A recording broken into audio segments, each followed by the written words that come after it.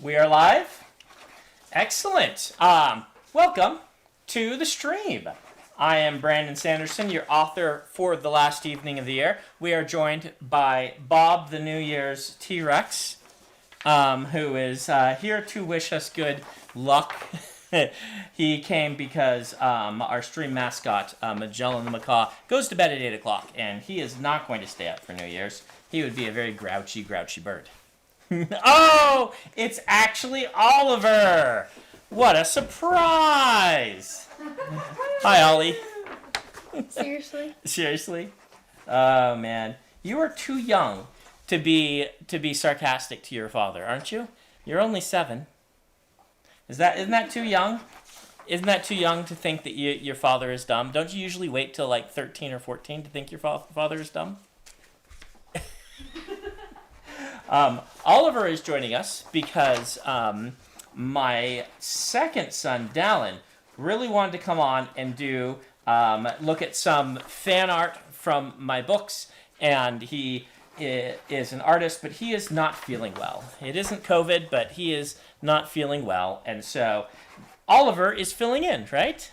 We're going to look at maybe some art. Filling in. Filling in means you are doing someone else's job because they can't do it. Yeah. Basically. You're going to be 8 soon, aren't you? It's now under 1 month until you turn 8. Like 18 days. 18 days? Who's counting, though? Mm-hmm. Yeah. There's no more presents left to get you. You got all the presents in the world for Christmas, didn't you? Oh, there's that face again. There's that face again. Frogs? You want me to give you a frog? Yeah. So we thought today we would do some fan art and meme reactions, right? Now, this is going to be difficult because you haven't read any of my books, have you, Oliver? No. No. And we're going to be seeing fan art of characters. Do you know any of the characters from my books? No, I know their names. You know their names? I know some. What names do you know?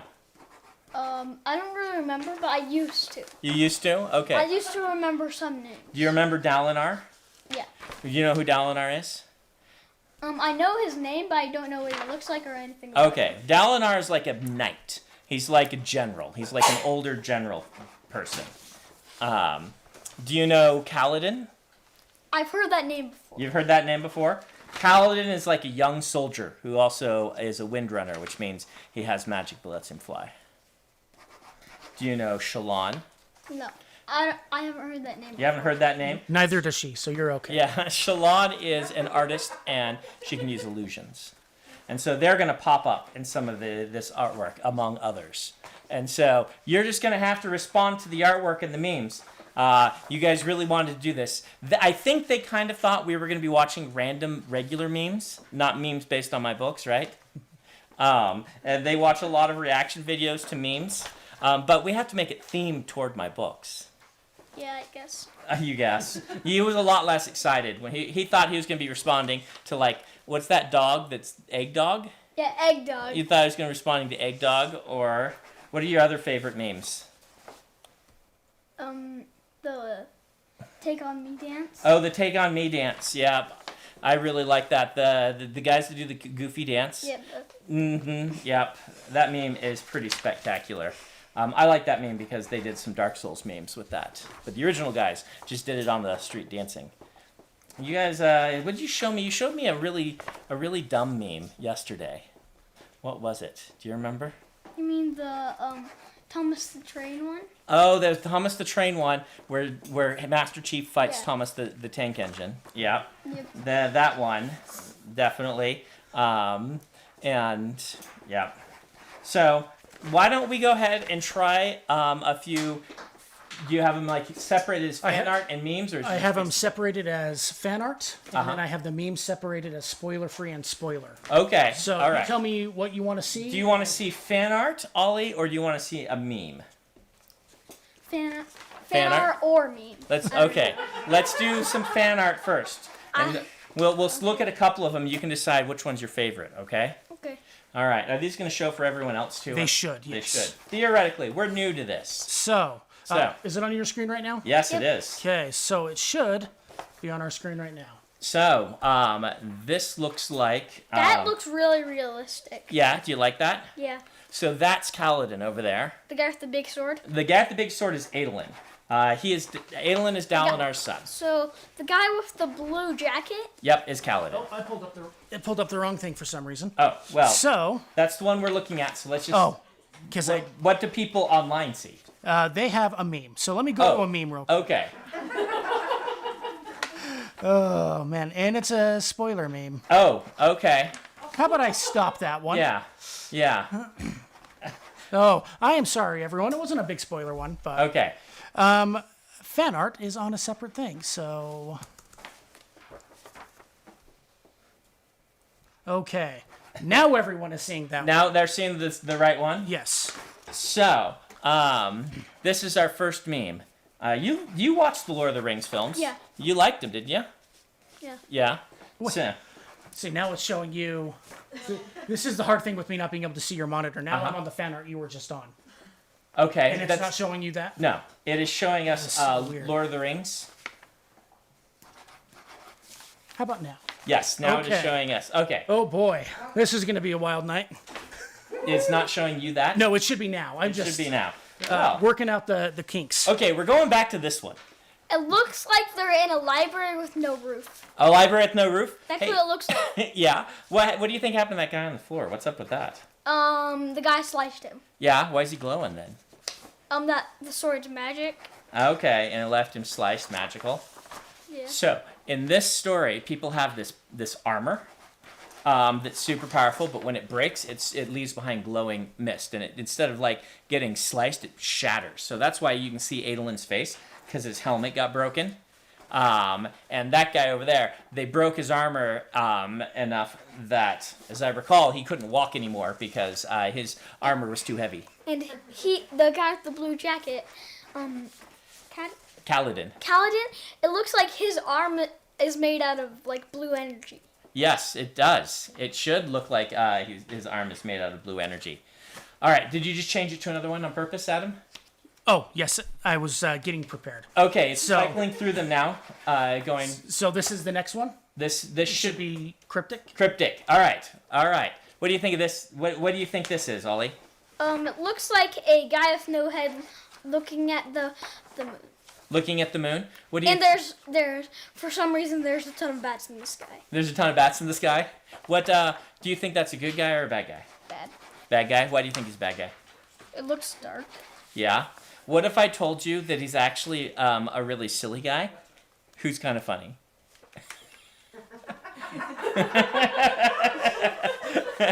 What do you think of that? Dallin would probably like him. Dallin would probably like him because Dallin likes creepy things. He likes creepy things and he likes funny things. Mm-hmm. So. People think that guy is creepy. His name is Pattern, but he's not actually that creepy. Pattern? Yeah. Do you know Pattern? Yeah, I saw I have a Oh, you have a sticker. Yeah, You have I the have a sticker sticker of of Pattern. Pattern. Yes. So when he's in the real world, he just looks like that little symbol that is floating above his head. And when you go to the we call it the cognitive realm. When you go to the alternate dimension, he has a full body, and that symbol hovers above his head, and he's really goofy. Should I have made him look more goofy, or do you think it's good that he looks creepy but acts goofy? That's cool. That's cool. I like That's it. better. Okay. What else we got, Adam? So, Ooh, all right, Ollie. Here's we're doing an episode of Ollie that Kaladin reacts. again? That is Kaladin again. Good guess. I know because his hand is glowing. Oh yeah. Do you see there's somebody in his hand? See the little No. figure? What do you think that is in his hand? Pixie? It's like a pixie. Yeah. Have you seen the Fairy? sticker on Mommy's Oh computer? yeah, I know that. Yeah. Yes. Yeah. Uh-huh. We have that is Syl. What do you think is happening? Can you describe it? What do you think of this one? Syl's probably telling him to do something. Yeah. Because he lost in something or something. I don't know. Yeah, you're actually pretty right. Do you see that there's rain coming down? Yeah. There's lots of rain in this world. There's magical storms. And It looks like he's by rocks with the trench. Yes, he is by rocks with a trench. That's true. In fact, a lot of the book takes place in trenches in the middle of rocks. Do you know that? Yeah. All right. So which one's your favorite of the ones you've seen so far? The first one. The first one, the big fight. Yeah. Let's see what else we got.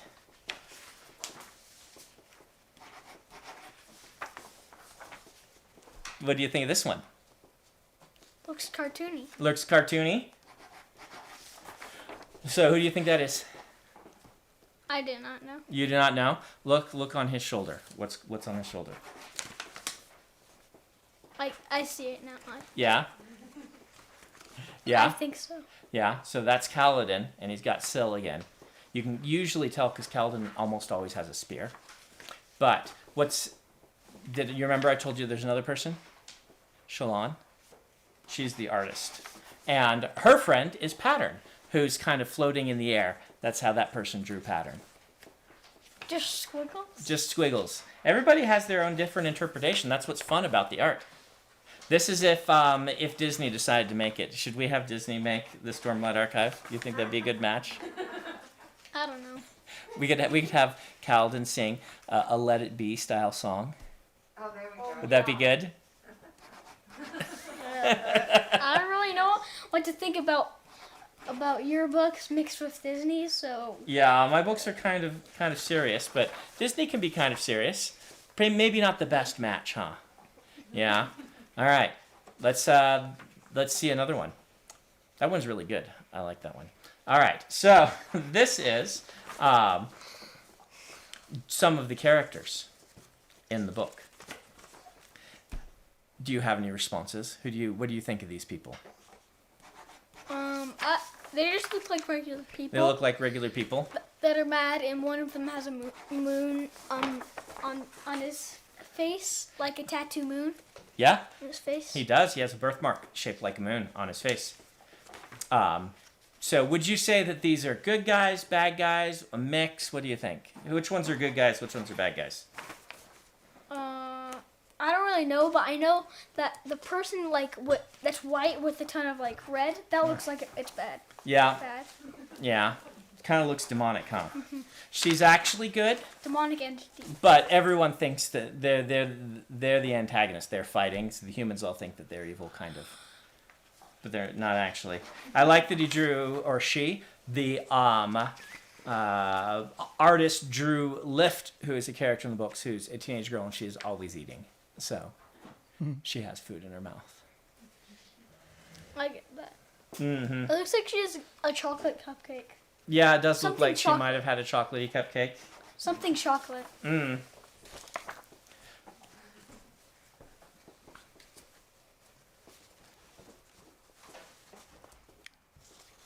And Oh, what do you think of this one?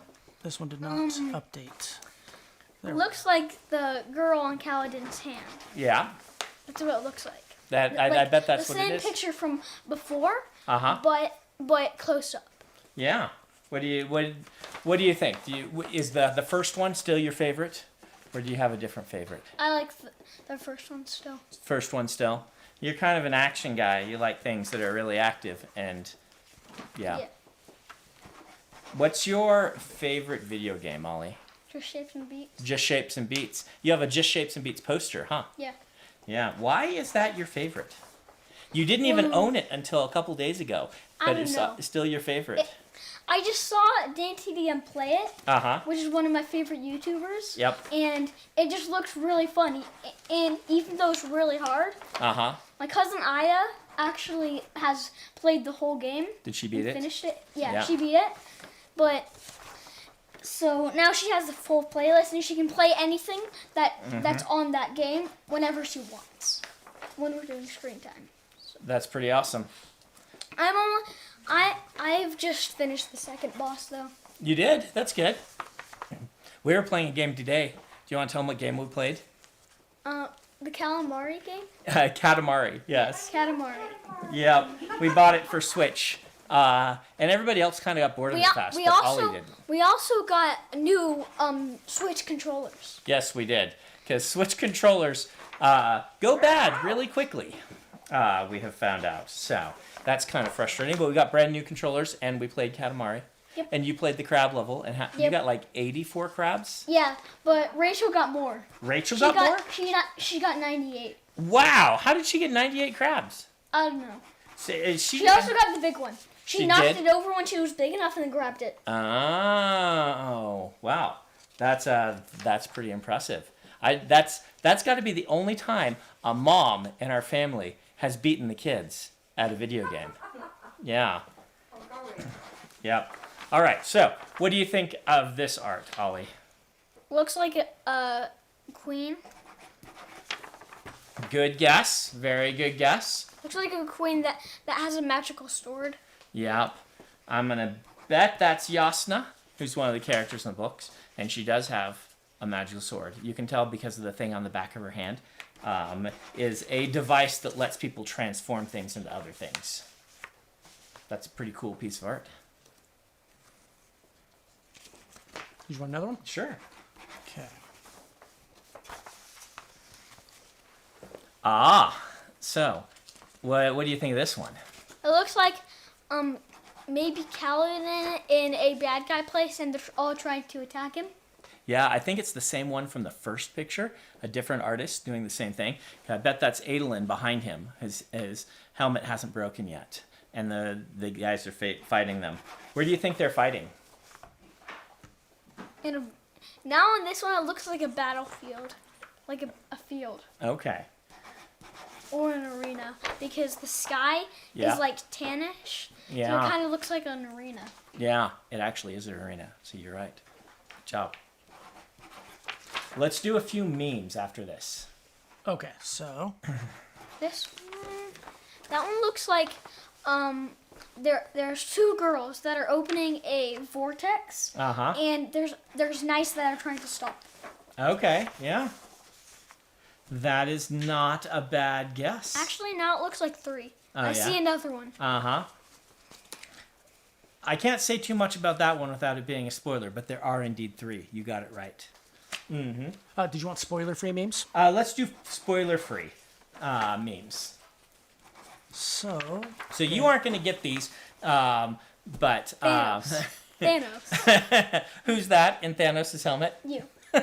Do you think I make a good Thanos? So, Didn't you show me? That's what you showed me. You showed me a meme of Thanos fighting Big Big Chungus. Joel did. Chungus. Joel Yes. That you guys really thought that was funny. So people fail to make a good Miss Turns Chunga, screenplay. chunga, chunga, chunga, chunga, ooh, chunga, ooh, chunga, ooh, chunga, chunga, chunga, ooh, chunga, ooh. They're not gonna do me as Big Chungus as memes. That's what you're gonna make happen. I think that one is funny. So I haven't written the screenplay yet, but I did write the treatment, and we are going to see how that goes. You should make a video of you being Thanos. You should Yeah. try to make a video of that. I don't think I'm purple enough to be Thanos. Okay. Ooh, yes. This is obviously a very intelligent person who is putting together all of the different parts of the Cosmere, which are all very serious and important. Oh, there's And it like looks like Hoid, planets. yeah. The scar, it says the scar, and it looks like a ton of planets around it. Yeah. So this is all the planets of my books are all kind of interconnected, and with all sorts of weird theories and things like that. And they're making it look less complicated than it actually is, I would say. Whew. I like that. Seth Zun Sun Villano, Truthist of Shivarar, wearing white on the day he was to kill a king. The Palace Guardians. It says the Palace Guardians on the other Yes. side. So Zeph can I walk really on the get that. ceiling, and in the prologue to the book, Zeph, one of the characters, goes and attacks the king while walking on the ceiling, and so they're having the surprise guards look at Zeph upside down. That's really good. By the way, I want to thank the mods over at the subreddit Crim Posting for getting these together for me. Oh yeah. This next one, I don't understand. Maybe Okay. I'm too far outside, but Okay. maybe we'll see if you guys We'll see if I understand it. see if you can. These are a little bit more for me than for Ollie. Yeah. So, but if you have any reactions, you can totally react.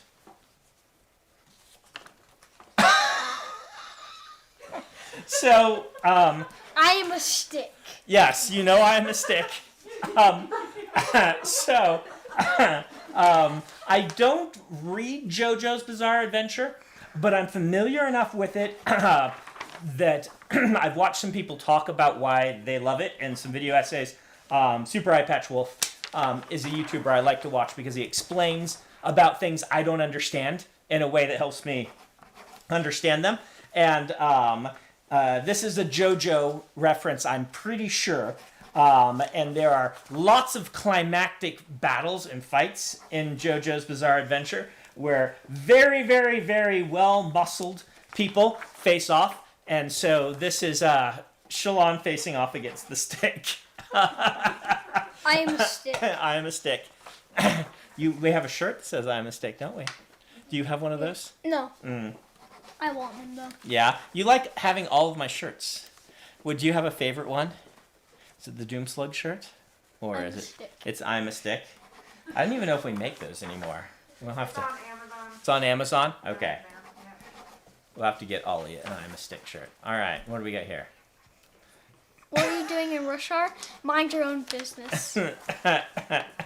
I'm going to assume that's wit. So there's one character who shows up in all of the books, and he's always being mysterious, and you never really know what he's up to.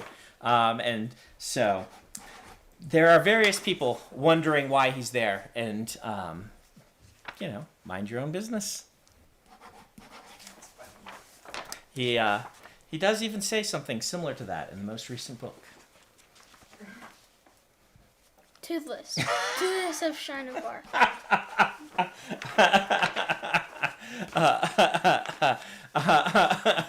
So Zeph, the guy, the assassin in white I told you about earlier, he's called a truthless. That's by his people. I get this now. And he wears white, and so instead of That's actually pretty funny. yeah, that's truthless except toothless, with a sword and wearing white.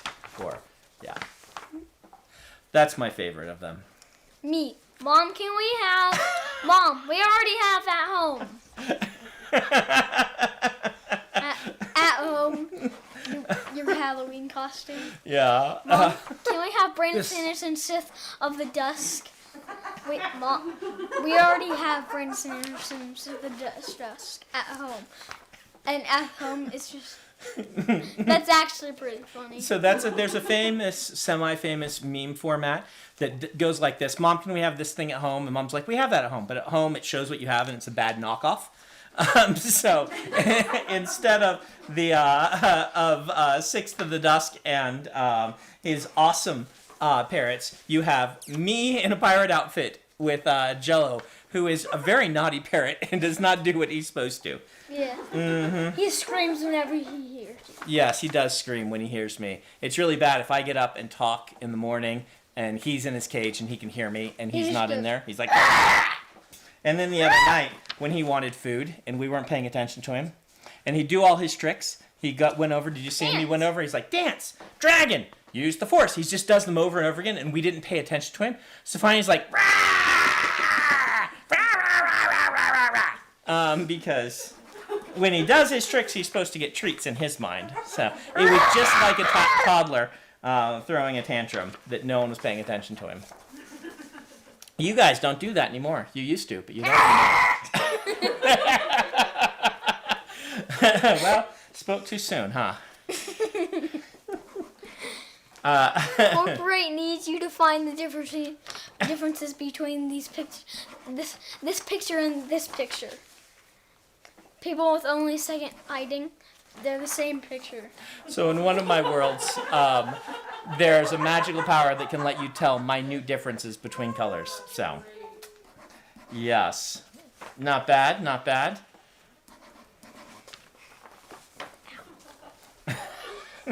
Money in fantasy worlds. Money in Rush Hour. Roshar is where the Stormlight Archive takes place, and their money glows. It's made of gemstones that glow. I get that because lights glow. Yes. And so it's actually I wish our money glowed. That'd be pretty cool. Yeah. Mm-hmm.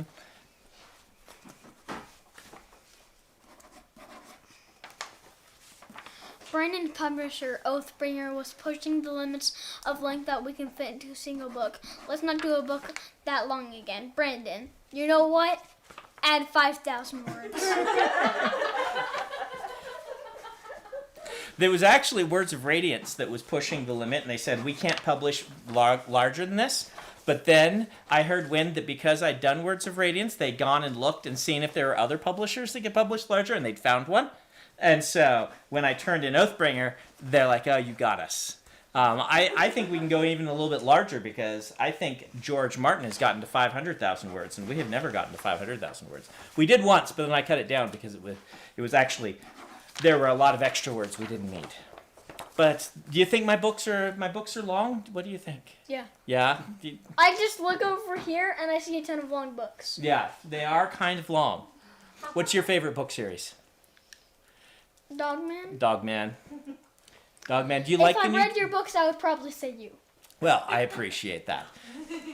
You did say your favorite YouTuber was Dan TDM, right? Not Brandon Sanderson. Oh. No, wait.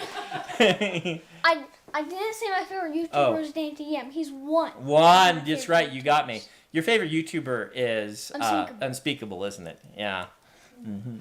So, do you like the new Dogman book? It's different, right? It's not... Yeah. It's a different series. Is it? Yeah. It's the Cat Kids Comic Club. Cat Kid Comic Club. Mm-hmm. That one just came out. Yeah. The Dogman books, if you guys haven't read them, are really good. Ash fell from the sky. I don't know. I didn't watch this episode. The first line from Mistborn, my book, is Ash fell from the sky. Do you think that's what I was talking about? What do you think? Have I secretly written a whole series about Pokemon and you didn't know it? Yeah. Now, when you read that book, eventually, I want every time it mentions Ash, you to imagine Ash and Pikachu. So when there's like ash piled on the side of the road, I want you to just imagine a whole pile of Pikachus and Ashes. And when Ash is falling from the sky, they're just thumping around the characters. All right, all right. Dude, just ask for a wob. The worst thing he can do to you is say Raffo.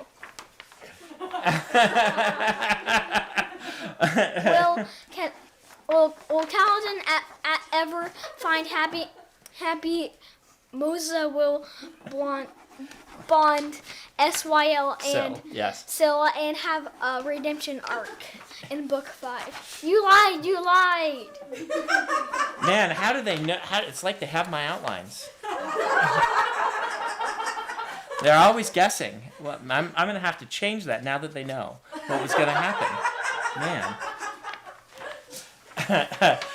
You know, a lot of times people are like, oh, the worst you can say is Raffo. They ask me a question, and then I give them an even more vague answer that makes their question even less answered. Even less answered, if that's possible. I've gotten that frustration from people before. But sometimes their questions just aren't very precise. And so, yeah. So I have to ask them if they mean an African swallow or a European swallow. Guard. Hi, Prince Dalinar. There's a Shin assassin trying to kill your brother, Dalinar. Cheers. I'll drink to that, bro. So in the first book of the Stormlight Archive, you know the guy who can walk on the ceiling? He shows up to kill the king, and Dalinar is drunk and can't go help his brother. So, yes.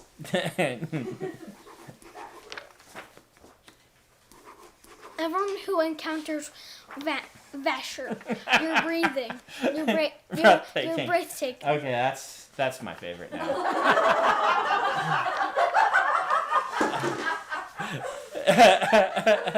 So there's a magic in the Cosmere where you can steal people's breath, which is like their life force a little bit.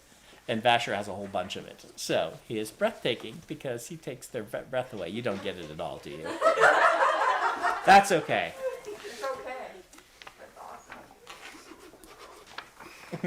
Rhythm of War. Roars of what? What? Roars of water?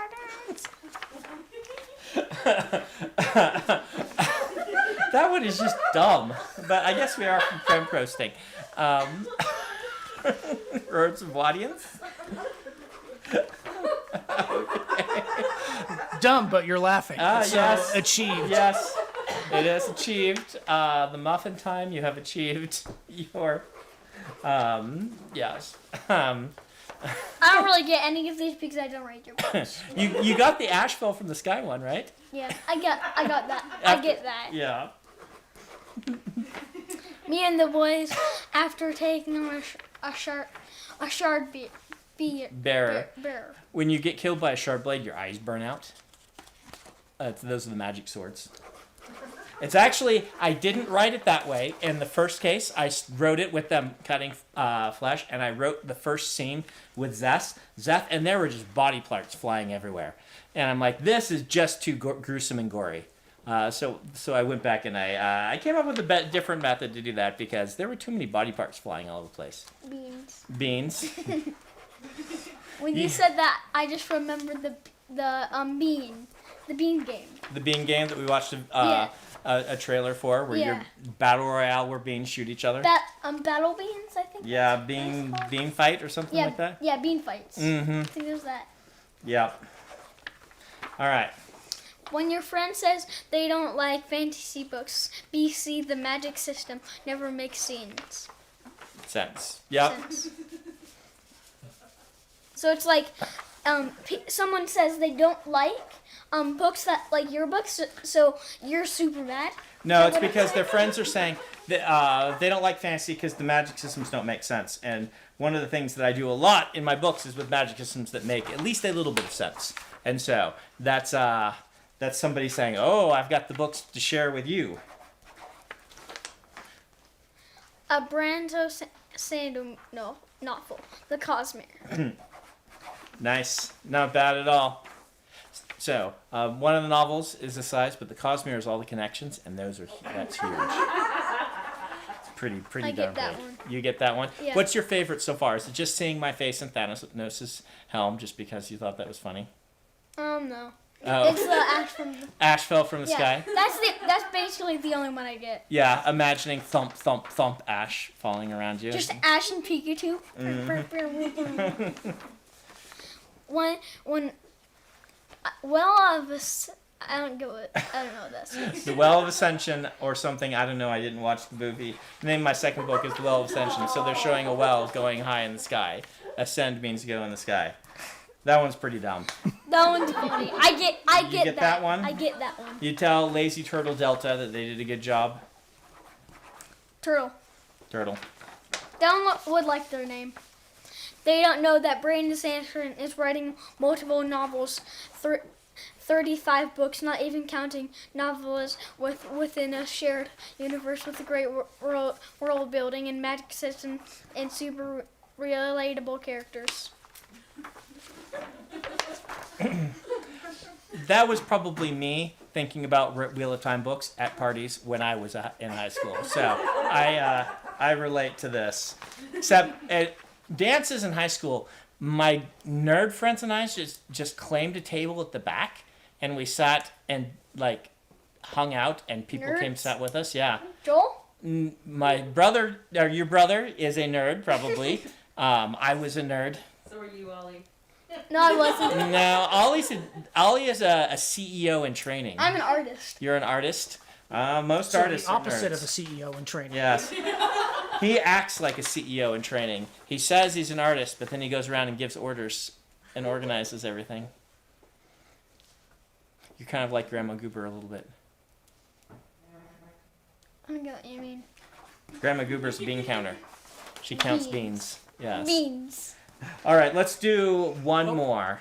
You versus the guy she tells you not to worry about. That's not fair. George writes excellent books. But I may be a little faster in my spry youth than George is 9702. in his elder years. All right, Ollie, that was fun. We'll save the rest of these for Dallin for next time. Say goodbye to everybody. Bye. And take off. Have a happy new year. I'll see you next year, Ollie. Okay. Thanks, Karen. All right. Let's turn that microphone around so I don't get double mic'd anymore. And that was a new thing for us. You'll have to let us know in a nice covert way that where my children are not going to be shattered for life by your comments, whether you think we should continue having meme review as a regular segment or not. Yeah. It's just the thing is, they don't know what's in the books. Joel does. He's read them all, but he does not want to appear on the internet, which I can totally understand. He likes to be behind the scenes. That's my eldest. And so yeah, we'll see if we do some more meme reviews. Having Ollie describe what he thought was happening, I thought would be really funny, but he just understood most of it because the art is so good that he could just figure out what was going on. All yeses. So let's go ahead and take some of your questions. Let's get you a little bit more this way. A little Actually, bit I more can this do- way. Yes. Yeah. So Lucas Blair wants to know who's having the best New Year's party in the Cosmere. Not Ellen's book reading kind of party. The Times Square kind of party. Oh, Times Square kind of party? I would say the best parties are probably happening someplace like Silverlight, just because they have access to so much more potential shenanigans. How about that? Like, if you want to have, if it's your thing, if you want alcohol from across the Cosmere, that's where you can get it, right? And if you want access to the most scientifically advanced aspects of the Cosmere as they're understood and known at a given time, you probably want to go there. Arshara wants to know the varieties around for the Rosharans and the Radiant set for New Year for celebrating. Oh, celebrations for the new year. Or over the course of the year in general. Yeah. I've got a bunch of these written in my notes, and it's the sort of thing that I don't really want to canonize right here. I would just have to dig into it because what I would say would actually be canon.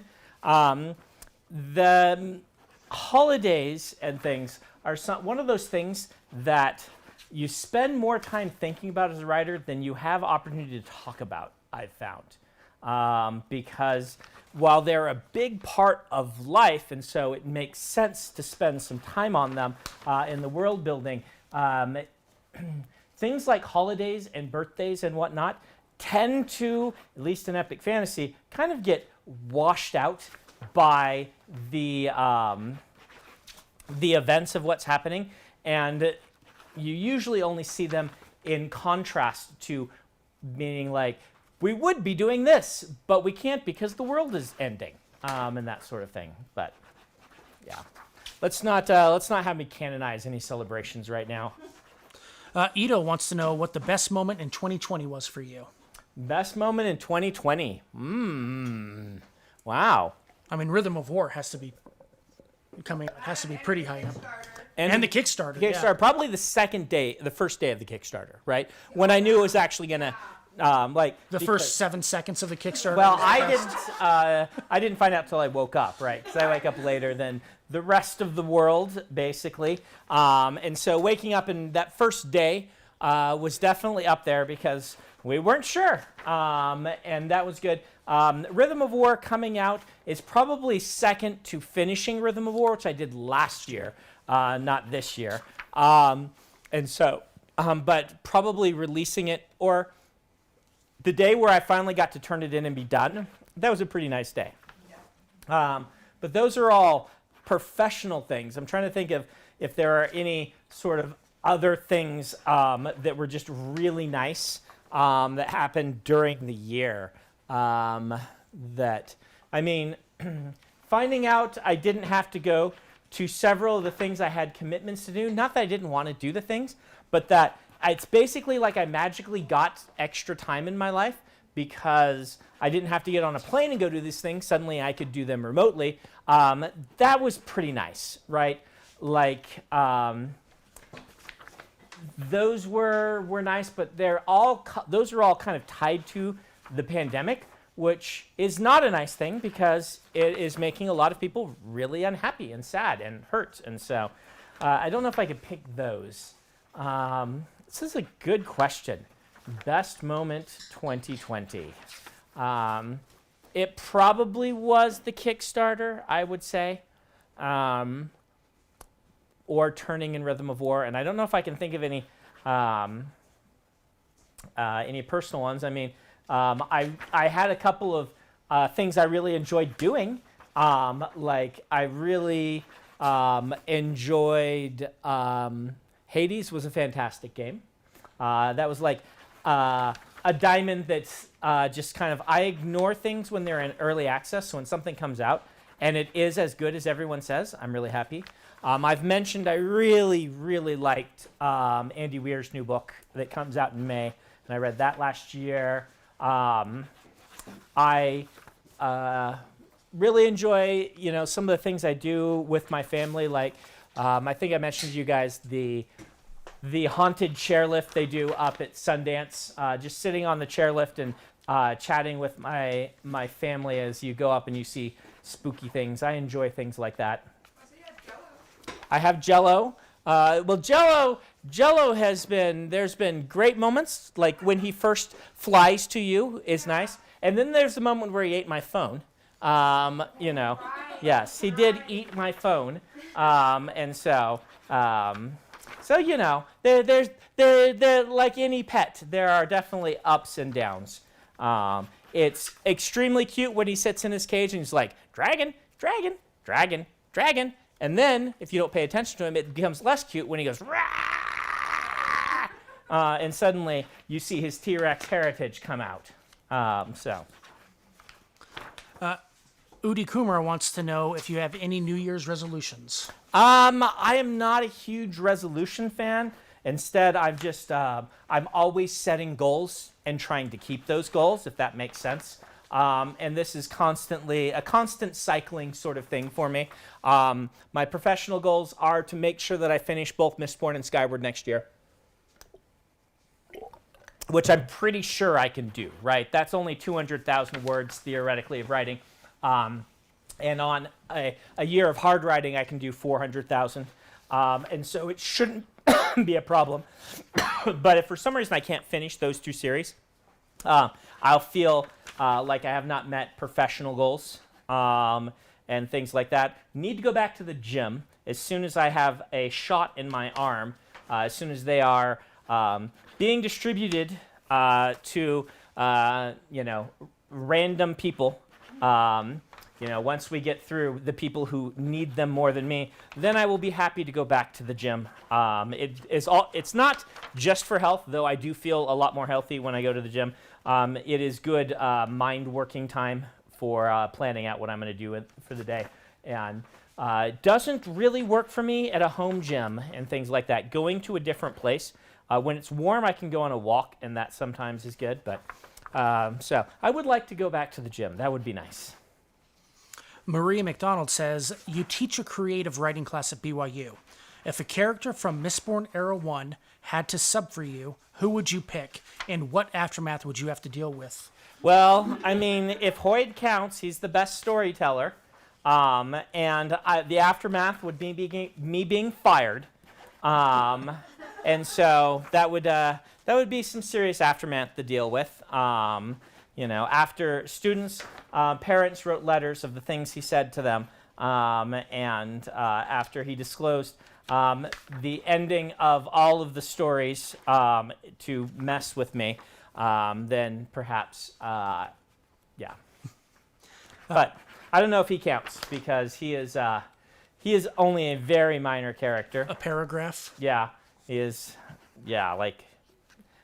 like 3 lines Yeah. in the whole series. So, well, no, it's more than that, because in the first one, it's like a page of him and Kelsey are interacting, and in the third one, the third one's only a paragraph. In the second one, he's not even on screen.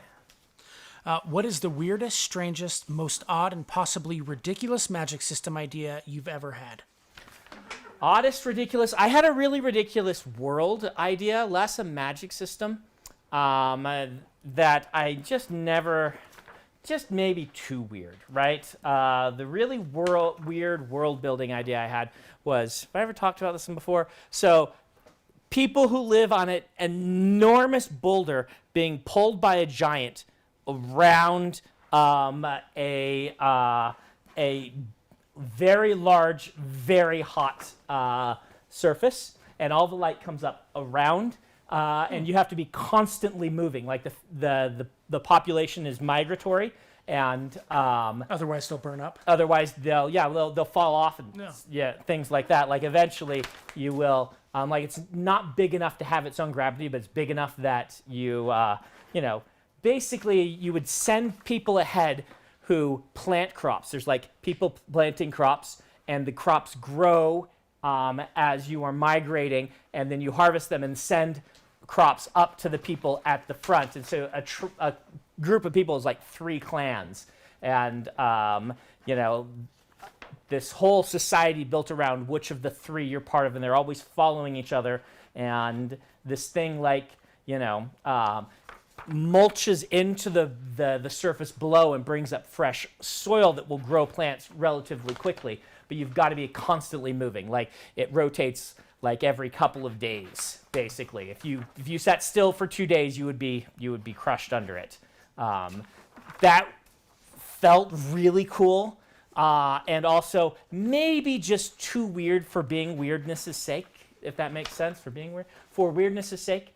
And so I never ended up writing that story, but it was going to.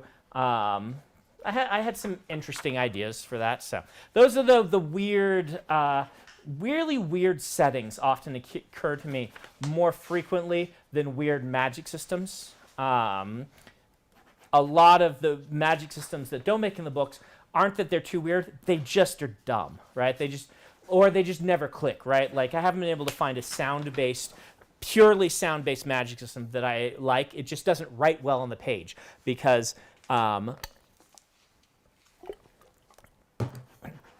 you can do it like Pat has really great writing about music in his books, and I can write about it kind of from a scientific, technical standpoint, like I do in Rhythm of War and things like that. But it's every time I've tried a purely sound-based magic system, it's one of those things that sounds better, pun intended, in concept than it does work on the page, and it just ends up being one of those things that the reader can't experience. They just have to listen to characters try to explain experiencing it, where I prefer magic systems that the reader, in a way, feels like they're experiencing. When gravity works differently for Kaladin, you could imagine how that feels, and you can put yourself there and walk on the wall and things like that. And all the music ones have been too much more abstract than that. That might be because my music theory background is wanting, right? Like I played trumpet all through high school. I took a lot of music classes and things, but I wouldn't consider myself enough of an expert to really talk about it the way that a true musician does. So. Christina says, when you write, do you make up the specifics like dialogue and emotions? She says motions, but yeah. As you go along, or do you plan it all out ahead of time and then write it down, and then they wish you a happy new year? More the first one. I know there are writers who are very, very detailed in their outlines. Most writers are not. Even someone who would be considered more of an outline-heavy writer like myself, the outlines are not including things like dialogue, generally. They're including bullet points and major ideas I want to get in the chapter. A good outline for me, what it does is it stops me from having to worry about, will this chapter fit into the larger mosaic of the story in a way that makes sense? Like if I can get that done in the outline, Then when I'm writing the chapter, I can focus on the more important things, such as the character's relationship to the other characters and to their own internal conflicts and things like this. And just getting that right is, I think, the most important thing. Making the character relatable and work in the way I intend them to work is really the biggest key. And then, in addition, getting things like dialogue to work and the flow and the rhythm of the chapter. If I'm not having to worry about whether this chapter fits into the puzzle of the mystery the right way, or things like that, because that's all in the outline. If I know I put these 3 things that are from the outline into this chapter, it's going to click together, then it's just way easier for me to write that chapter because I don't have to think about those things. And so, yeah. There are some writers I know that basically, Kevin Anderson is one of these, says he starts with a 3-page outline, and then he expands each sentence from the 3-page outline into a paragraph that becomes the longer outline, and then he expands each paragraph into a chapter, and then his book is done. I might be oversimplifying it, but I've heard him explain it kind of like that. I have never worked that way, but certainly is a valid way to write. Lionel says, I'd like to introduce my 4-year-old to reading. Do you have any book recommendations to start him with? Yeah, Dogman's really a good one. We talked about that earlier. But if it's, Dogman might even be a little old for a 4-year-old. I found the Sandra Boynton books to be really excellent for preschoolers. What's the one with the clothing and so there's 3 animals on each page. And the first one will be like, it'll be like red jacket, green jacket, and then the third one is wearing the jacket in the wrong place, and it just says, oops, right? Like, so the jacket's like on the third animal's head. And the next one's like, pink socks, blue socks, oops, and he has the sock on his nose.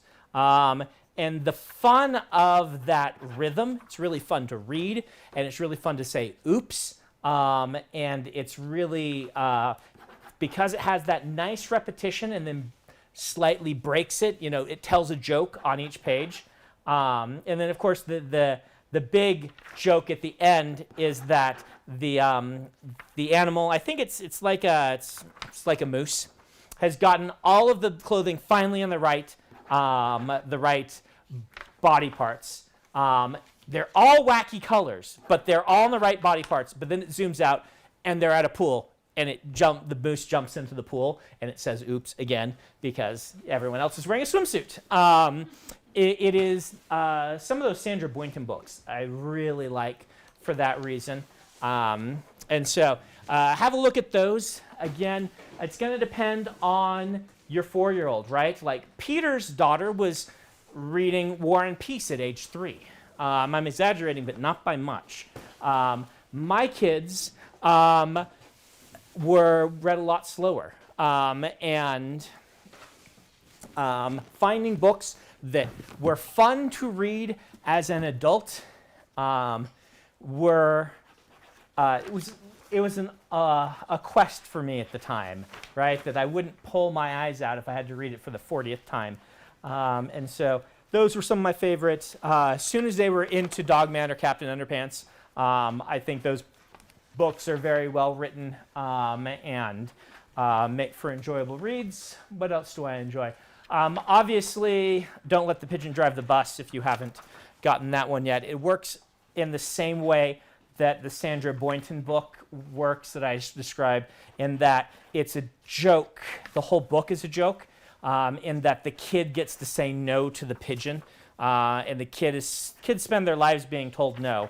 But this book, the bus driver tells the reader, hey, if the pigeon asks to drive the bus, say no.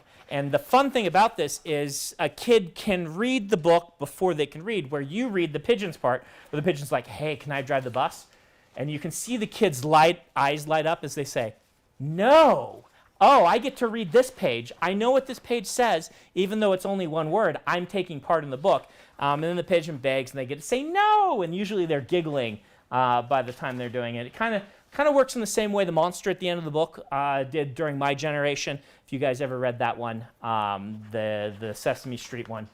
I really like books that have that sort of interactive aspect to it when it comes to younger age books. Like the book with no pictures is another one that my kids love for that reason. And then Moe's other stories, the Elephant and Piggy ones, are really great reading books. New kid reading books that are also, there's just a lot of cleverness embedded in very simple plotting and phrasing. And so, highly recommend those. Oliver still loves the Elephant and Piggy books, and he's turning 8, and so they're maybe even a little young for him still. But every time we go to the bookstore, he buys one of those. Devin says, "How can you tell the difference between when your novel needs some big fixes or when it's broken beyond repair?" Okay. Well.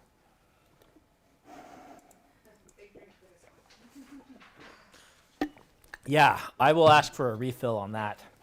All right. So, caveat number 1. This takes lots of experience. And in general, as a new writer, I would say if you haven't finished a book, finish that book no matter how broken you think it is. For most writers, that is good advice. For a few writers, it's bad advice. And I apologize if you are one of the few for whom it is bad advice. But for most of you, finish that book. Even if it's your second or third, don't let yourself get into the very dangerous habit of writing until a book gets difficult to write and then stopping. Because I can guarantee that there are many people listening to this right now who either know someone or are the someone who have had that happen to them. And you kind of get in this rut where it's like you start something and then you lose interest, and you always seem to lose interest in the same place. And it's, though you think the book is broken, it's just that you've gotten to the part that is hard and that is going to teach you how to write those hard parts. And if you consistently give up at that point, then you are never going to learn how to do this. So, caveat number 1. Caveat number 2 is that I don't know that any book is ever truly broken beyond repair. So what happens with a lot of books is it's not like books are broken or not broken, right? Books are art. They are a piece of art. And even the broken books I've decided not to release are a piece of art. And it's not like it's this piece of art that something, it's not going to make people's face melts like the Ark of the Covenant if they experience this piece of art.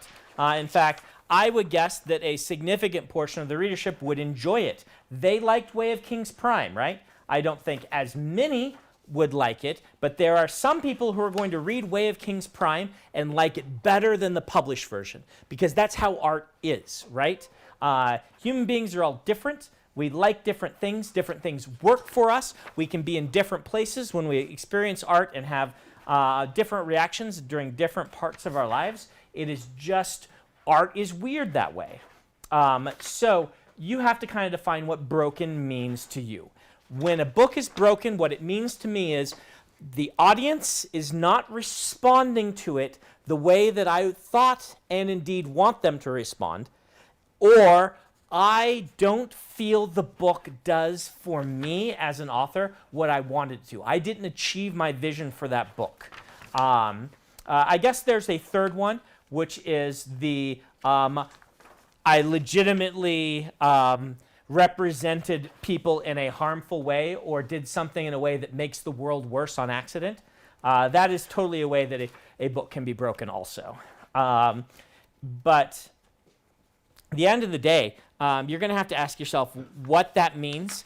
And it's possible that the book could be better, but can't be better, that you can't make it better yet, right? That's where I was with Way of Kings Prime. I put it aside because what I could make of it at the time was not what I wanted it yet to be, and I felt that my skill level would eventually let me revise, or indeed, as it turned out, start the book over from scratch in a way that better matched the kind of nebulous vision for what I wanted it to be. So with that caveat, it becomes even harder to define. Is the book broken, or is it not broken, and or is it broken but you can't fix it and it's still good enough to release, right? Like there's that question. I would say if you are getting a response from readers that does not align to your vision and desire for what you want to do with that story, that's a good sign. Or a bad sign, maybe. Bad sign. It's a good sign that it is broken. If you just have this instinct that's like, something's up with this book, and I want to give it more time, give it more time. Let it sit. Come back to it in a year or in 6 months. And maybe you'll be like, wow, there's nothing wrong with this at all. This is actually really good. Maybe you as an author just have to come to terms with the fact that you will be constantly changing as a writer, and books are a snapshot of who you were and what your skill level was when you wrote them. And that's okay. That's part of the art also.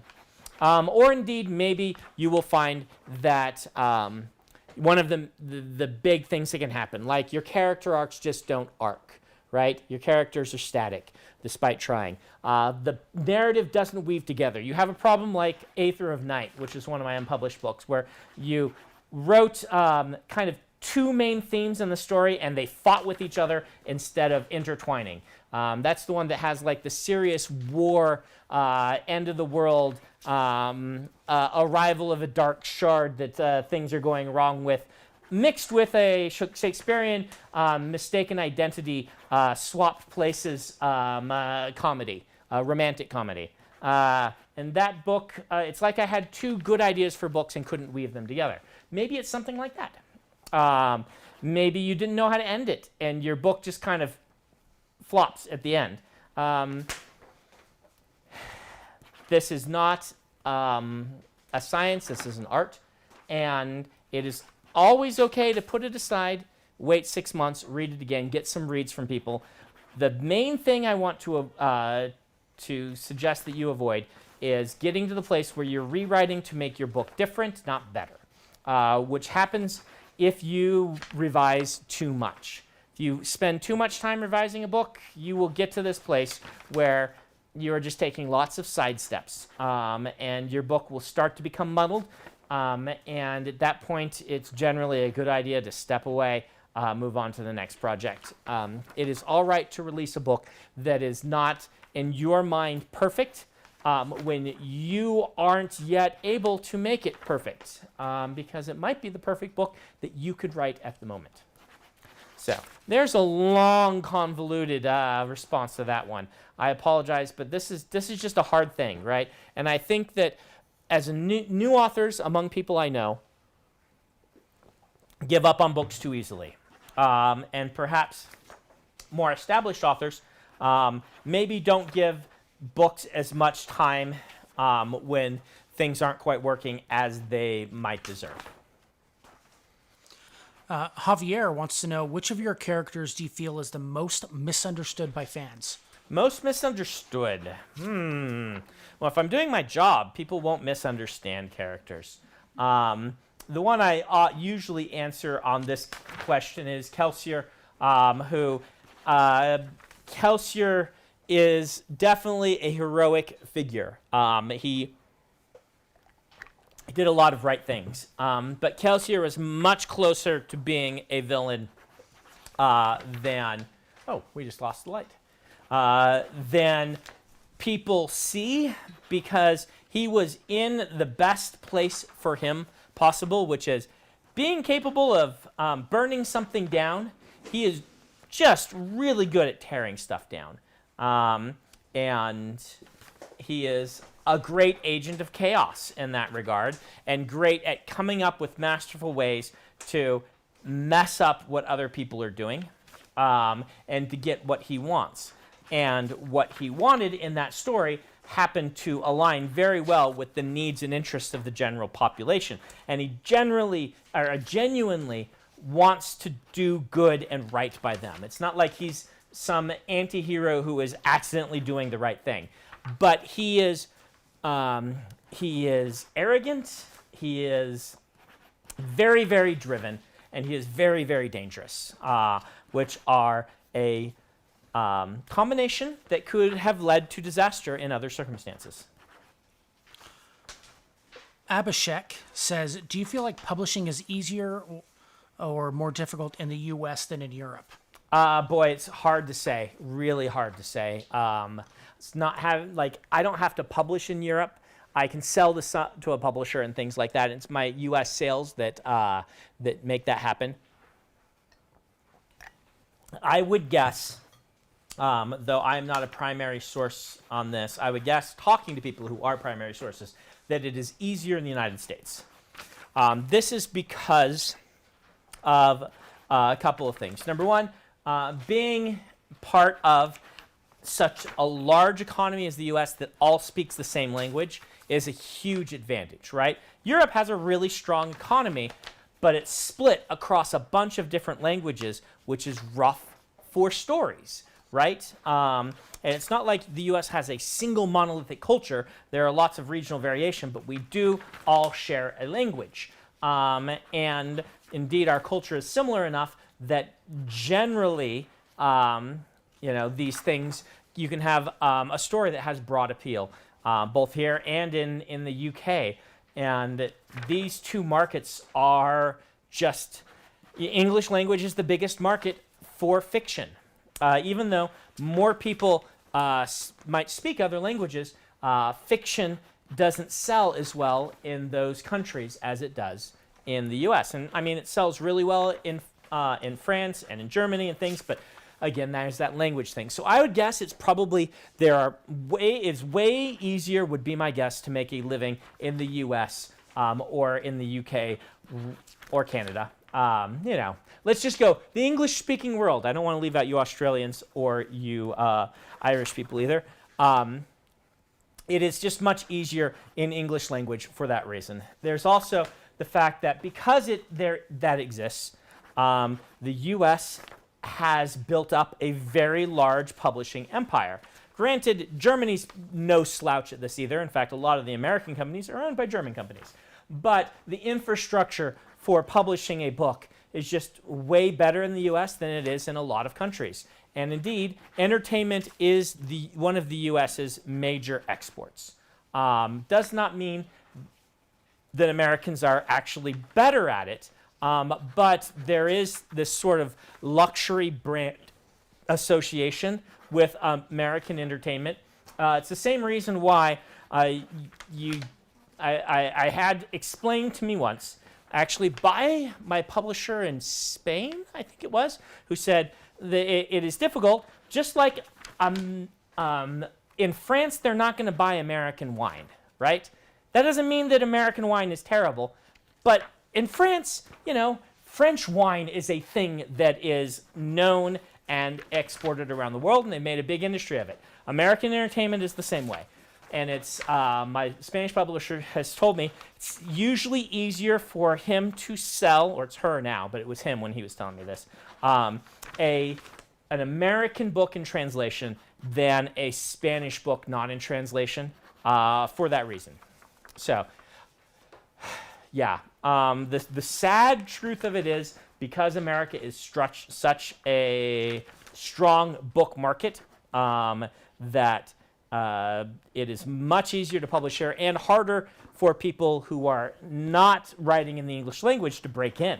For that same sort of reason that they don't buy American wine in France. Does not mean that the people writing books in their native tongues are not writing fantastic books. In fact, they demonstrably are writing fantastic books, as we can see by some of the great science fiction that has been published in Chinese as a first language recently. But anyway, neither here nor there. So regardless, if you happen to speak English as a first language or can write convincingly in English, you have an advantage in becoming a novelist, specifically, and even more so, I should say, a science fiction fantasy novelist. And I do want to say Isaac's going to be coming on in a little bit, so if you have any questions for Isaac or Brandon, start preparing questions feel for free Isaac. to- You have something you want to talk about, right, Isaac? I was just going to show off some stuff. Show off some stuff. Why don't you come on over? Oh, yeah, get some questions in the chat so we can get them prepared so I don't need to search later. Yep. I will let Isaac get set up, and I'll take one more question while he's setting up and you're getting the camera ready Okay. on him and stuff. Micah says, do you tend to deviate from your outlines as you're in the midst of writing a book?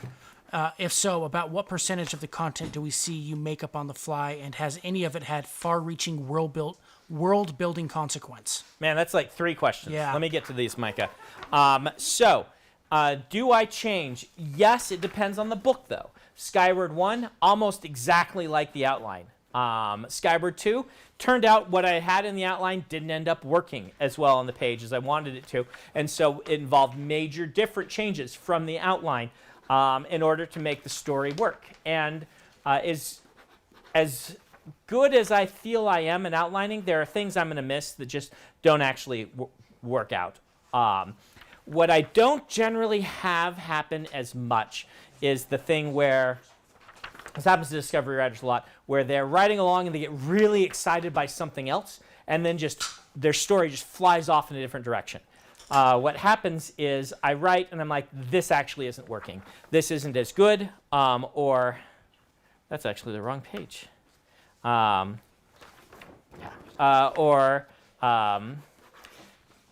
There's a better way to do this, or whatnot. And this can have far-reaching implications. The example I often use is Stormlight Archive, where Adolin was not outlined as a viewpoint character in Book 1.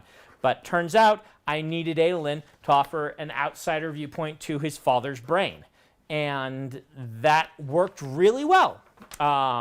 And so at that point, the outline for the entire series underwent a revision, inserting Adolin as a viewpoint character. And each time I write a book, I have to make changes to the outline for the rest of the series, just like that. It's kind of weird to use the term, though, making it up as you go, because that's what you do with everything, right? Even when you have an outline. So what an outline does is it doesn't mean you don't make things up as you go. What it does is it instead shrinks the space between the making up space. Boy, can I even explain this? If you're Discovery writing a book, you're starting on page 1 and you are working on the fly to the last page. If you are using a general points on the map outline where you're like, I know I'm going here, then you're starting here and you make it up to here. And then you start there and you make it up going over here. Then you start there and that. And if you use an outline like me, then you have 3 bullet points you make up on the fly this much before you go back and refresh the outline, and you make up this much. Like every book is you're making it up as you go along. That's just how it is. The outliner in me just shrinks the spaces between touchstones, which allows me to make interlocking pieces like I spoke about earlier. I really like it when a story really locks together and all the different moving parts click together. And if I can figure that out as much as possible in the outline, then when I write the book, the stuff I'm focusing my attention on that I have to make up that day is relating to characterization and dialogue and things like that make the chapter work. And indeed, if I do my job right, the way I like to do it, then all the different books will lock together like a big clockwork mechanism that when things click, you're like, oh, wow, that all came together in a really fascinating and fun way. That's what an outline is for me, is looking at that large scale. But it's not like I can write a book and not have to rework that whole mechanism each time. I do have to do that every time. Every book I finish causes the next one to get major revisions and the whole rest of the series as I'm laying down from the plan what the actual book looks like. Like some people might imagine an outline like a schematic. I use the word clock, so like a schematic for a clock. I have never seen an outline that is anything like that, right? A schematic for a clock Like if you're building a clock and you get this schematic, you need that so you can beforehand plan out the exact measurements so all the pieces look exactly like they do on the schematic. This is what's happening with the lair that we're building next door, right? We have all these plans done ahead of time so that everything is, we know it will all work together. That is not what a book outline is. At least no book outline I've seen is like that. A book outline is kind of a dry run on here are the themes, the characters, and the plots that I'm going to try to make work. And we will see if I can make them work, but my intention is for them to do this, right? My intention is that you will enjoy this character relationship between Spensa and Mbot in this type of way. I'm not sure how I'm going to do that. That has to happen when I'm writing. But here are a couple touchstone points that I think are going to be key for making sure their relationship works the way I want it to. That's what an outline is. An outline is kind of talking your way through the things that you're going to do, and then it's more like, yeah, like that. If that makes any sense. That was kind of confusing. But Isaac, Hey, how you doing? good. How are you doing? I am all right. Hey, 新年快乐. Happy New Year to you too. Yeah. Hey. Contextual. Yes, I was saying hi for those confused to my Taiwanese fans. I recorded a little video for them, and when I was in Taiwan, they taught me to say Happy New Year in whichever one they speak in Taiwan. Taiwan. Which dialect of Chinese? Cantonese or It's Cantonese or Cantonese or Mandarin. Mandarin. Yeah. And so, I was trying to remember it, and my tones are pretty bad, I think. And so. Yeah, the only Chinese that I know is whichever one is spoken in Hong Kong. Okay. And I know how to say prayers in it. Okay. So I was taught how to do that at one point. So Yep. all of that is not useful for on the air right now. Yep. It's not like Spanish where I know lots of people who speak Spanish who can correct me, right, and then do it wrong anyway. I had a friend right after I was married. He was in the church group then who was from Bolivia, and he taught me a couple of phrases to say to my wife, like mis puños pueden destrozarte. My fist will destroy you, I believe, something like that, or mis zapatos está volando. My shoes are something. Are flying, yes. I would be like, hey, I learned how to speak Spanish today. Mis zapatos está volando. And she'd just be like, those dad joke type things. I've got some useless foreign phrases too. Yes. You have bathroom ones, right? Don't you? No, I know one in Norwegian. Uh-huh. Jeg er naken som en bjørn. I am as naked as a bear. Ah, nice. It just does not. There's no. You sounded like you had good pronunciation on that. I was a little off. I'm pretty sure. My cousin lives in Norway, but also an old roommate of mine married a lady from Norway, and she would teach us strange things now and then. Well, what are you going to show us? So, Show and tell with time. your permission. Yeah. Well, let's start with the exciting one and move on to the even more exciting one. Oh, cool. But I want to show this off if we can, because it works now. You're going to show them the back? So they get to see the Should back? we reveal that It now? depends on if you want to. It's really up to you. At some point, we will have to reveal it, or people will get it in the mail and they will reveal it. I would rather them get it in the mail. Let's do that then. I will show the front then. Okay. All right. I will show the front of this. However, we've been working with the manufacturer on this to get the back just right. Mm-hmm. We have gone back and forth, and we have it. We got it right. It's awesome. And so That's when you great. get this coin, it's going to be awesome. And I am so pleased with how it's turned out. This is the wit coin. This is the wit coin. So you can show them the front. I will show them the front. We got a bunch of different finishes, and they were able to get the finish working right. Some the of these, finish in the front is different from the back, right? the finish on the front is different from the finish on the back. It has to do with the what we're doing on the back. Adam has a picture that he can show, but I can also just do this. Why don't we do? I'll do that, and then I'll throw up the picture Yeah, because it's a little bit better. So So that I looks just really good even from here. I Yeah. just switched it to the picture so they have a little bit. So, and I'll show you this to you after the stream, Brandon. But so big kudos to Steve Argyle, who did some 3D modeling for us to make some sure- last minute 3D modeling. Yeah. Really came through for us when we needed some. Yeah, on all these coins. They look great. we need to have Steve so back on pleased. the stream. He enjoyed being here. And Yeah, I think he would like to come and draw. Have a camera Yes. on what he's drawing while you chat. I think that would be a fun. He one to brings have. something to draw, and I'm signing books, and we just kind of hang out. Yeah. So yeah. Anyway, So let's get an update. let's do some updates. So that means that the coins are now all of them are approved, right? Yes, they're all approved. My understanding, and I'll get this was overnighted to me. I got it like yesterday. Okay. Yeah. So I approved it. And those are printing now. Those are printing now. So Okay. at least the first 10 are printing. This next week I will hear back on this. There was one more quality thing that I wanted to make sure we were good on. But so those are printing. We should have them in the sometime in the first 2 months of next year. So just depends on when they finish and then when it gets on the boat. Yep. So, I didn't know if people knew this, but all of the things that are we mentioned this in the Kickstarter, that a lot of what we are doing is dependent upon supply chains. Yeah. And it's dependent on what's going on with COVID in the world, and a lot of this has kind of pushed us back a little bit. Yep.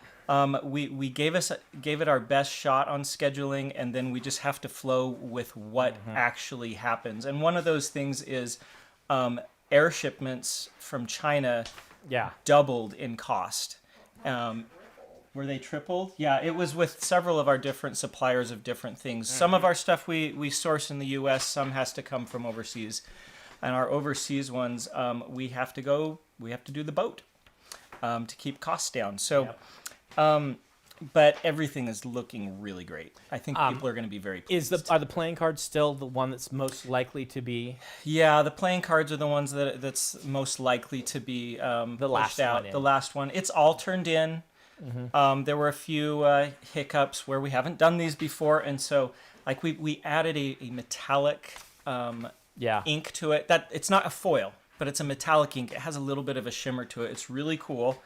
We wanted to make these really cool for you, but there were some hiccups on how they wanted us to apply it, and so files came back. I fixed those. We got them back out, but those are all turned in now. And they're likely just the print runs. Other people are in line before us. Yes, exactly. And so we just have to wait till it's our turn. Yep. And another thing this time of year, most places shut down for a week or two or more, so people can What about go enjoy the holidays. Digital art package? When's that going to go out? Or did that go out? Over the vacation, I took some time off, and I'm like, oh yeah, I need to do that. That's high priority. Okay. Thank you for reminding me. Oh wow, I knew I was forgetting something on that long to-do list. You've got a lot on your plate. I just know that people have wanted to see the early revisions of Dawn Shard, and the plan was to include that with. Those have all been sent out. Those did get sent out. Yep. Okay, good. The digital rewards, the only thing we're waiting on are the art ones. Okay, that good. come Yeah, I from thought those me. were going at the same time. So Peter told me it went in with the digital art review when I asked him about a week later. Originally, that's what we were going to do, Yeah. and then a lot of this is we're learning how to use BackerKit. Yep. And it wound up being just as easy to send it out as a separate file. Okay, so people do have that. That's good. And with that, we also sent out, there was a new version of the ebook of Dawn Shard that had a couple of typos corrected, things like that. What's that? Yep, yeah, we sent that all out. Okay, So great. it's just the digital art package that we're waiting on, and that's fully on my shoulders.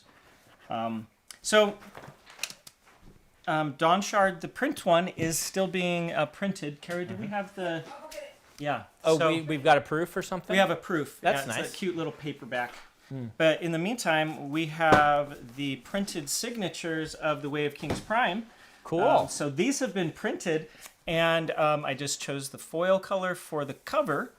And something to keep in mind, it's a very thick weave cover. It has a nice texture to it. It's foil takes to that differently than a smooth surface. So if there are little imperfections in the foil on that, that is just how it is. Same with our leather bounds. Same with the leather bounds. It picks up the texture that's underneath it. And if you look at an Easton Press book, which uses like 24 karat gold foil on the spine, oftentimes the same thing happens. You get a little bit of a bleed. It's not quite as crisp as if you were putting foil directly on a baby cheek smooth surface. Yeah, just keep that in mind. Foiling has its limitations, and but this is great. The paper, I love the paper. It has that nice smell of a hardcover book. Does it have my map in it? Yes. So, and I don't know if you knew about this in the acknowledgments, but so here at the beginning there are these acknowledgments written by Brandon, and then we'll show you the map if I can get to it. I love this. So I did. There is my MS Paint map that I did in 2002, which was the first version of Roshar. Before I decided I wanted it to be an island. Very little touch up on this. So by Isaac, so there you are. The touch up on this is just to make it print well. Back in when black and white. Silnesen was much bigger deal than it ended up being, I believe. That's one of the differences. So the last line in the acknowledgments. Additionally, Isaac Stewart would like to thank Brandon Sanderson for creating the map and symbols that appear on the next few pages. Is my version of the double I in there too? Did you put that in? Yeah, I did. The old version. The old version. Oh, there you are. Yeah. The one that here it is on this side right there. It's not high res because we didn't want to redo the whole thing. Yeah, so we it's don't have high res. Fuzzy, We have Brandon. Yeah. Brandon's MS Paint. Yep. This one is the MS Paint one, and then this is one I cleaned up. That's more closer to the one I did for Way of Kings. Yep. But yes, they're the Rosharian glyphs before Isaac got a hold of them. So a lot of people like Brandon dream of having Michael Whalen do a cover for him someday. I dream of Brandon doing a map for one of my books someday. Yes. So anyway, this is going to be a really nice Sanderson Curiosities are they're not leather bound, but they're nice books to put on your shelf. We're excited about those. Yep. We decided we're doing Dragonsteel for the next one. Is the plan still? That's the current plan. Yeah, is for Words of Dragonsteel. Radiance. I think that'll make a lot of people happy. Yeah. It's no longer spoilery because I think that all the things that have happened in there that were going to happen in the Stormlight Archive have happened. Yeah. And so I think it's safe to now release, but we'll do that for the Kickstarter. We'll probably do the same thing. We'll just release the ebook for everybody, and then you can buy a hardcover if you want. Copy, yeah. And so, the 2023 Dragonsteel. Now, the plan with these Sanderson Curiosities is that we do one print run during the Kickstarter, and then possibly during the next Kickstarter. Yeah, if you didn't get Way of Kings Prime and you decide you want one, we probably add it on. It's just an add-on for the next one, in case there are people who missed out. But we're not going to have them in our store. Yeah, exactly. This is just sort of a kind of like when Disney with their VHSs would put them in moratorium for a while, right? Then pull it out of the vault. Yeah, except for the fact that you can read them for free. Yes, exactly. In the meantime. But getting physical copies will only be during that. It kind of helps us gauge how much we need of a print run. Well, technically, they're allowed to, under our policy, to print one out for their own use. So if you didn't get one, you just want to go print it out, run by the Kinkos, and pay way too much money, you can go get it printed out. Feel free doing that with the ebooks that I release for free like that. Don't stress about it. Just for yourself. Don't put them on eBay. But you are going to get a nicer book at a cheaper price if you just wait for our version. If you wait for our version, yeah. But, I've had people do that, show up with white sand. They're like, is this okay? I'm like, yeah, this is fine. I even sign them when they bring their own printed off version. I think it's cool. What's really cool is when you get someone who's a bookbinder, like a hobbyist bookbinder or whatnot, and they print them off and they make their own Sanderson Curiosity and put it on the shelf. Like you made for me one time. A long time ago. Long time ago, Isaac made me a Star's End, which is my second book. It was a little ironic because I made it look. I did a couple versions. One that looked like a leatherbound. Yeah. And one that looked kind of like a John Scalzi paperback or something like that. And it is ironic that we are now taking your books and doing leatherbounds. Yeah. That was not even a twinkle in my eye at that point. Yep. And now we just do it.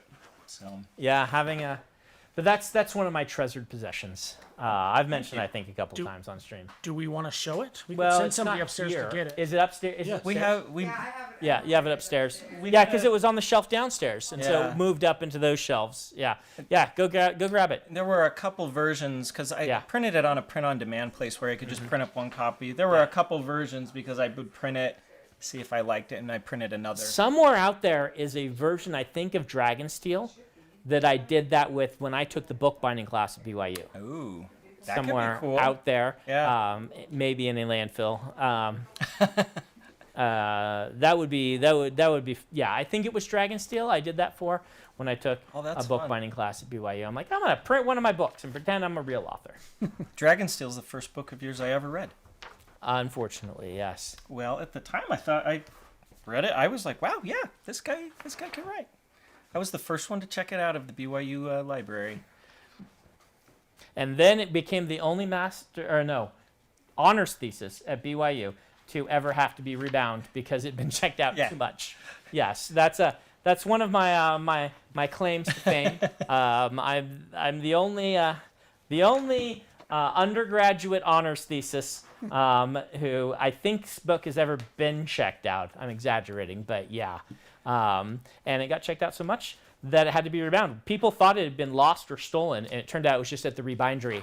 And then came back and went back in the system. And I think you can still get it. I think, yeah, they might have two copies now. Yeah, One that you can check yeah, out there. I think we gave them a second copy because they Yeah. were worried about that copy. They wanted to put it in the archive. Yeah. And so we told them they could print a second copy. That's what it was. That they could, because it kind of, people, before everyone was in the know, before BYU was in the know, you could get it through interlibrary loan. And people would check it out and it'd be Yeah, shipped between yeah. libraries and go around the world and things like that. And so, yeah.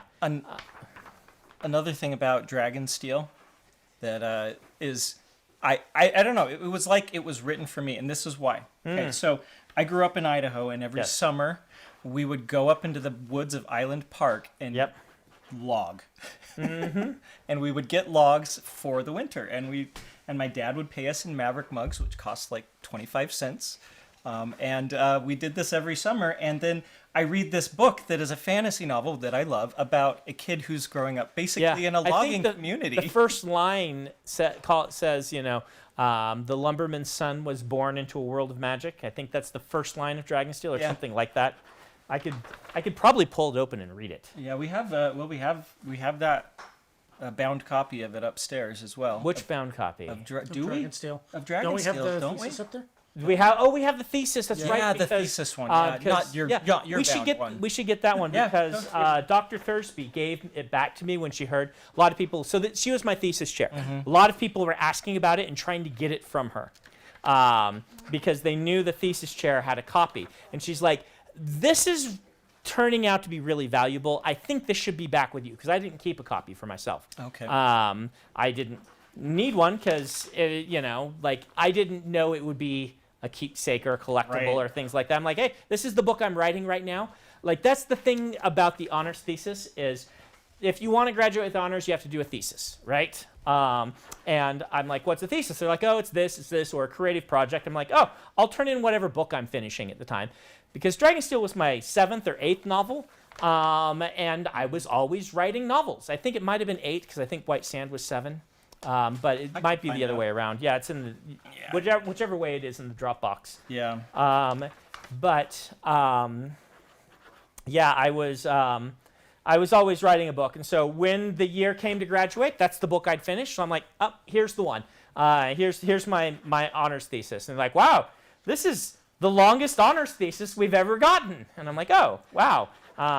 Number dubious 7. distinction? Number 7. It's 7. Okay. Right after Elantris, then Elantris, White Sand. then White Sand. Yeah. Okay. And so, dubious distinction, I suppose, but not unexpected for me.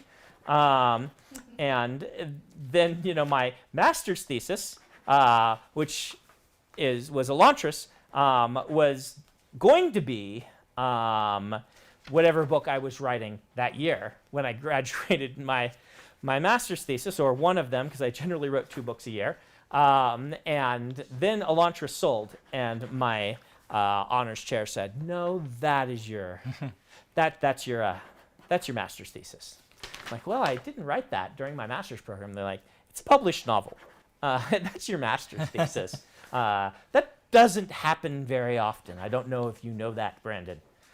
I've told you guys before on the stream, they didn't know what to do with me when I sold a book, because it did not happen to professors very often that they got a mainstream major publisher book deal. And so to have this wacky overachiever kid in their classes who had written 13 novels and had a book deal with Macmillan and thought he was all that was an object of strange contemplation to them.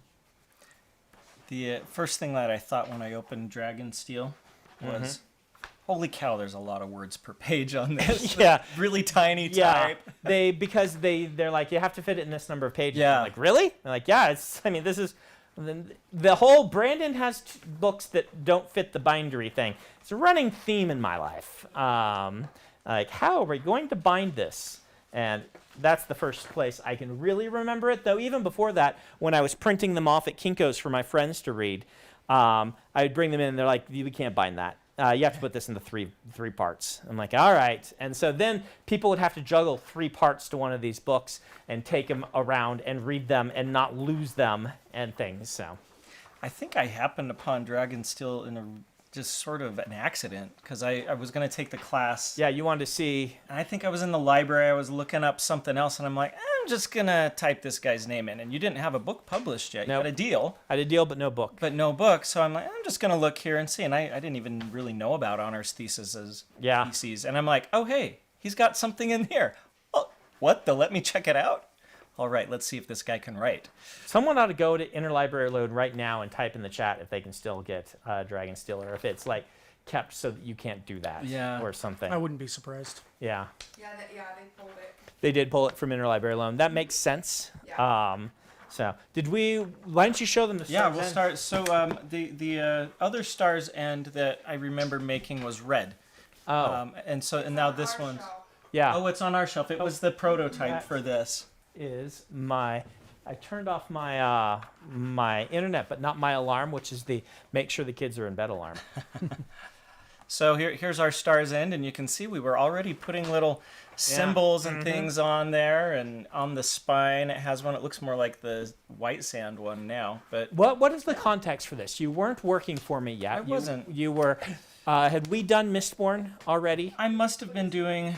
Let me see what date the date is in this. Yeah. But I must have been doing Mistborn at this point, and I think with Elantris, you asked me to make a little card or something that you could hand out at signings, a little business card, and then we made one for Mistborn, and then they were supposed to be kind of like collectible, and then we just didn't do them after that, I don't think. But Raffo card kind of replaced. kind of, yeah. And so I think that was, I was doing some maps for you, and you asked me about design. I was doing some design things, and I was learning how to do InDesign at the time, and so I just typeset it. December 2007. Okay, yeah. Whatever was going on then. That was so 2 years after Elantris. after Launchers came out, but Yeah. I was writing like 2007 is when the Wheel of Time came. When is that? December, you said? December So 2007. 2007, December 2007 was when the Wheel of Time was announced. Yeah. I got the phone call about it in September, I believe, and I went on tour, I believe, for Mistborn 2. It could have been Mistborn 2. Yeah. And I was writing, I had just finished Warbreaker because I posted Warbreaker online as I was writing it. Yeah. So the book that a lot of people read when the announcement happened was Warbreaker because you get it free on my website. That's right. So that's what was happening 13 years ago. And it was December because I probably was like, what do I get Brandon Yeah. for Christmas or birthday, right? Yep. Here's the kind of sci-fi cover. Should probably explain, this is my second novel. Yes. So my first novel is the novel we call White Sand Prime right now, which we do not share with people. It's really bad. There is a version of White Sand that you're supposed to get automatically when you sign up for the newsletter, but I see lots of people emailing in saying, I didn't get this. What happened? It's usually people who are trying to open it from their phone, and it does not cooperate with phone, so you have to do it from a computer. Okay. But you just get a copy. That's the good version of White Sand that we later turned into the graphic novel. The bad version of White Sand is my first attempt at a novel, And interestingly enough, your third one was the sequel. the continuation. The continuation. The So- sequel where, because this happens to a lot of new writers. You guys probably heard the story 100 times. Your first book, you just kind of end because you don't know how to end a book yet, but the story isn't done. You're like, this is really long. I should just end this. And so I did this. I've known other people have done this too. You just write a big fight, and then you're like, done. Yeah. It's the book. And it kind of feels like Eye of the World that happened to, though in a much better way because he was a more experienced writer. But if you've read Eye of the World, it kind of feels like, oh, I need a climax to this, or we haven't gotten to the place where I wanted it to end. Let's come up with a new climax. And I know that's true now, having heard Harriet talk about how he pitched the first book as ending at where book 3 now ends. And so this is way worse in mine than the way Robert Jordan did it, where it's just like, oh, this is long enough. End. Big fight. And then book 3, which I still count as my third book, because, they're long enough, is just pick up and actually write the ending of that story for another 100 or 200,000 words. It was 200,000. You put those together. Yeah. And it's they're 400,000 way of words things. long. And then you rewrote, told the same story in a much more streamlined and better way for the White Sand that we have now in roughly 200,000 words. And that was still too long. Yeah. Yeah, maybe. It would do better at 150. Yeah. So maybe. I'd have to look at it again. It's been forever. Yeah. But Starzan was my second book. It's the first readable book. It's not good, but it's the first readable book that I've written. I wouldn't give 1 or 3 to anyone.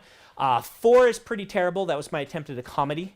That was Nightlife. Yeah. I can pull up our And as I often say, it's a Bob Aspirin type comedy. And so a farce. And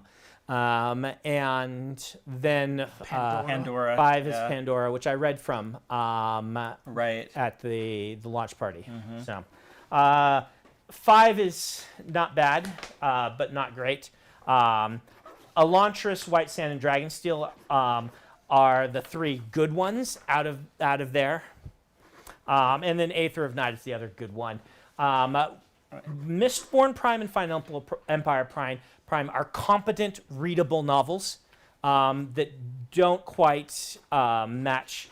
They just don't quite work. They're probably technically stronger than White Sand or Dragonsteel, and more cohesive and better paced, but not playing to my strengths narratively. And Final Empire Prime is a travel log, and Mistborn Prime is an anti-hero murder mystery thing. So, And I'm reading Final Empire Prime right now, and there's a lot of stuff in there from the Cosmere that I eventually repurposed. Yeah, you put into other places. So we will. I fully expect that we will do Final Empire Prime and Mistborn Prime as Sanderson Curiosities. I don't know at that point. Maybe Aether of Night would be worth doing as a curiosity. White Sand is the one that's good enough that I've said before that there's a chance I might just rewrite it and release an actual publishable prose version into bookstores. It's the closest, with Aether of Night being the second closest. yeah. Where's that Dragonsteel? I couldn't find it upstairs. Okay. I think it might be at your office. I think you. Well, I think it's on the top shelf on the furthermost left shelf. Maybe we don't have it up there. Do you want to go look, Adam, if you know? Sure. I mean, no one's going to be switching the camera. Yeah, we won't switch cameras. Isaac and I will just chat. Well, do you want me to ask you a question? Or? Yeah. I can go look again. It's not a problem. Okay. It's just, Well, if Adam thinks he knows where it is, I I don't know if it's. I meant in your office at home. No, it's not. I mean, No. Isaac and I were talking about this a few weeks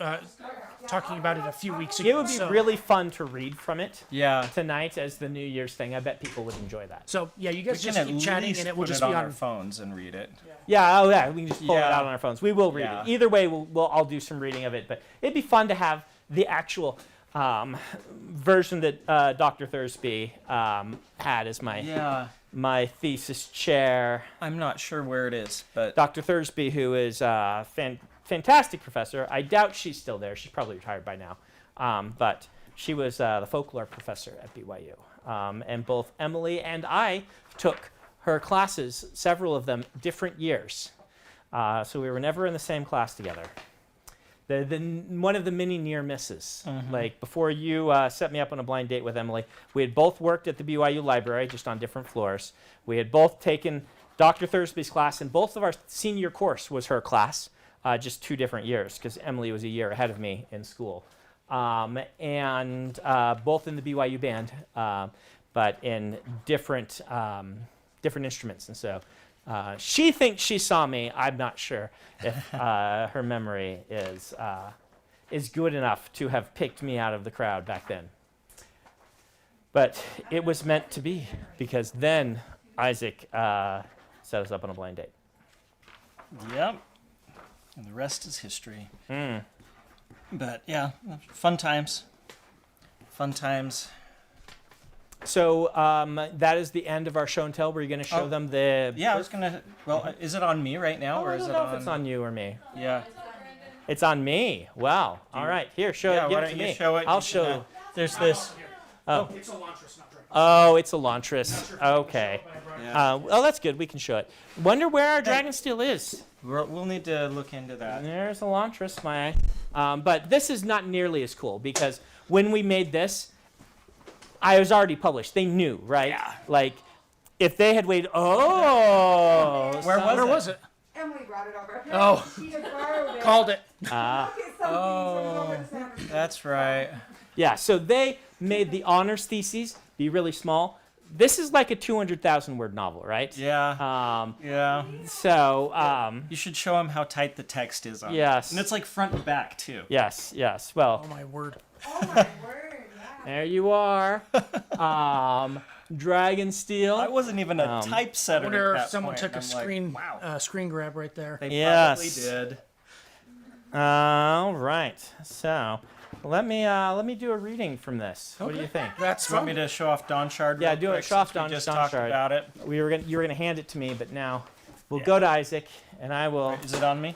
I will read. So this is probably the cutest proof that has ever been sent to us. They sent it in the little paperback. This is the size like the Edge Dancer paperback. The best cover ever here, handwritten. But it's just really cute. Let me show you one of the front pages, and there you go. Kind of fun. It's just gonna be a lovely little mini hardcover novel that I think everybody's going to enjoy. So everything's moving along great in those directions. I'm going to read the acknowledgments. This might be fun to people. This is 2001, 2/22/01. 22. Yes. So I must have, I graduated December. And so it must have taken me a little extra time to get the actual print out of this ready for people, or things like that, because I graduated in December, I'm pretty sure, or January, whenever the semester end was. I was in 2/22/01. I was in Dave's class at that moment. Were you? Yeah. In Dave's class, I had just taken it. You had just taken it. I was a sophomore in high school. Little baby. Yep. Little baby Adam. I graduated. Yeah. Where were you in 2001? In December, Yes. I was 4 months old. Nice. That's Dan's daughter, by the way. Forward and acknowledgments. Writing a novel is a very involved process. And though the writing ultimately comes from one source, an author cannot justly claim sole responsibility for the work. For this version of Dragonsteel, I have several groups of people I would like to thank. First, my honors advisor, Jacqueline Thursby, who I've talked about at length. She is awesome. And my referee, Paul Thomas, the Shakespeare professor, and the Chaucer professor. He was also very helpful.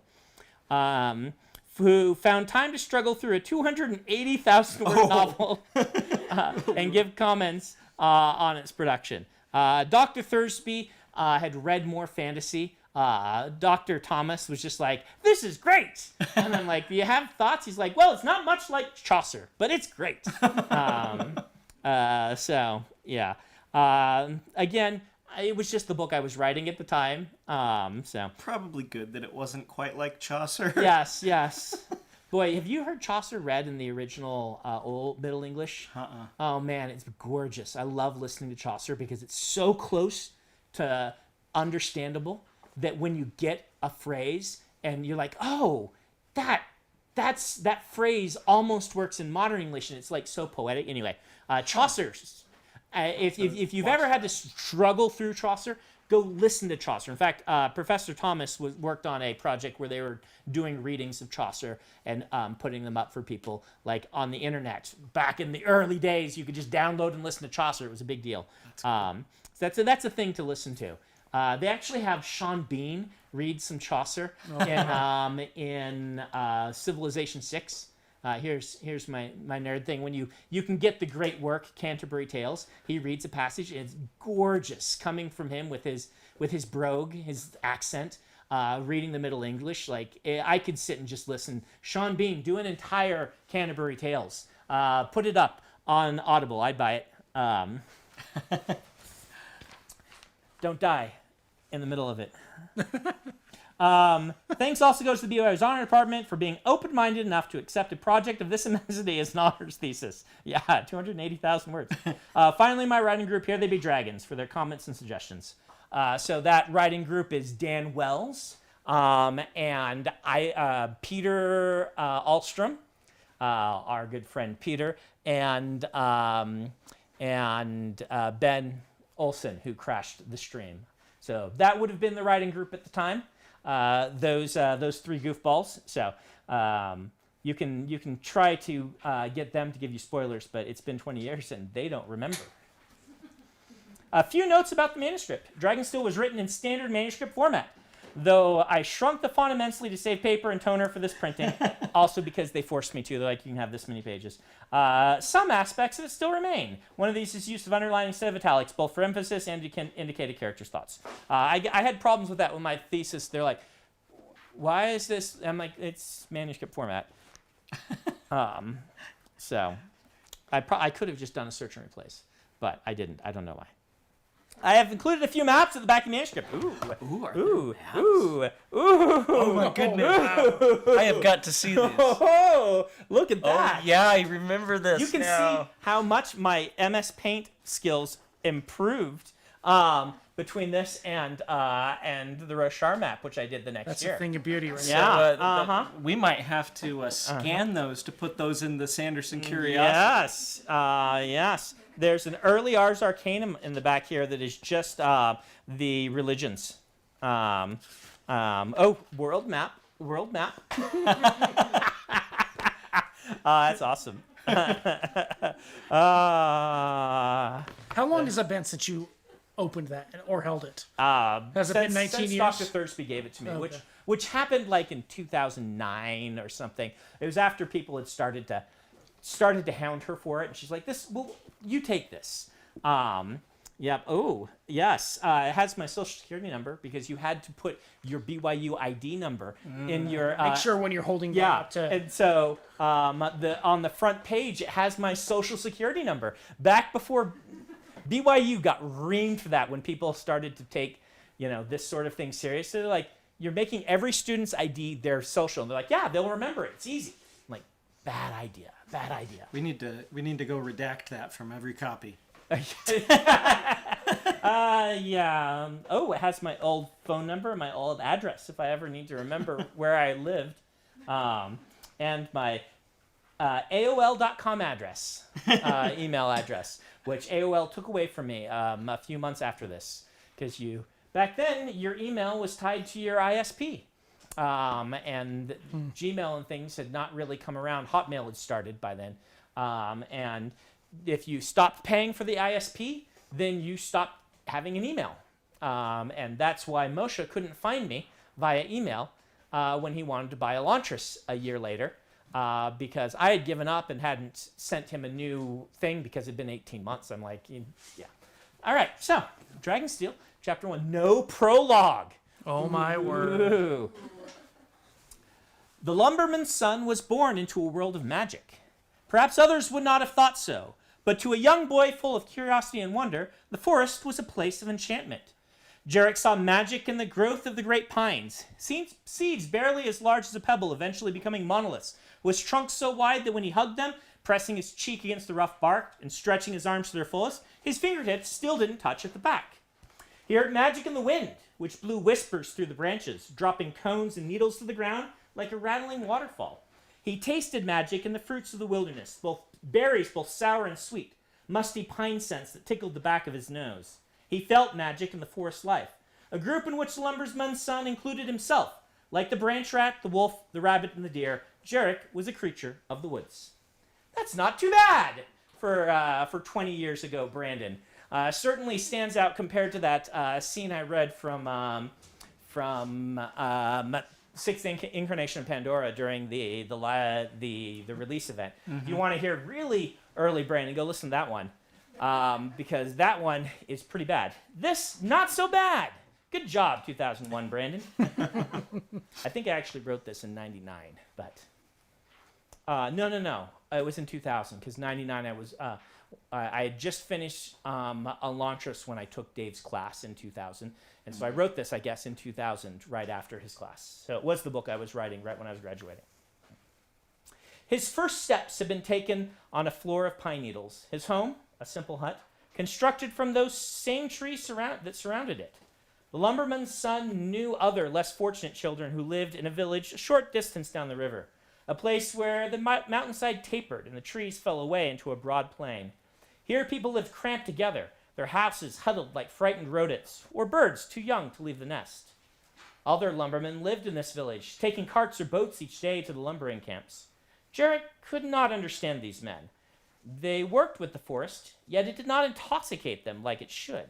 He did not know how they could leave the beautiful woods each day, instead choosing to live in a place so crowded and suffocating. Jarek had friends in the village, but they didn't see things the same way he did. When he showed Sen and the others a tree older and stronger than the rest, they would shake their heads, not understanding its strength. When he found a large fish swimming in the river's sheltered shallows, its bulbous, unblinking eyes regarding him with an unasked question, the other boys would only try to catch it. When Jarek wondered how the clouds could move in the air when there seemed to be no wind, the others would ask him why he cared. So, though trips to the village were exciting, Jarek was always glad to return home. Home to his mother, who would be finishing the day's washing.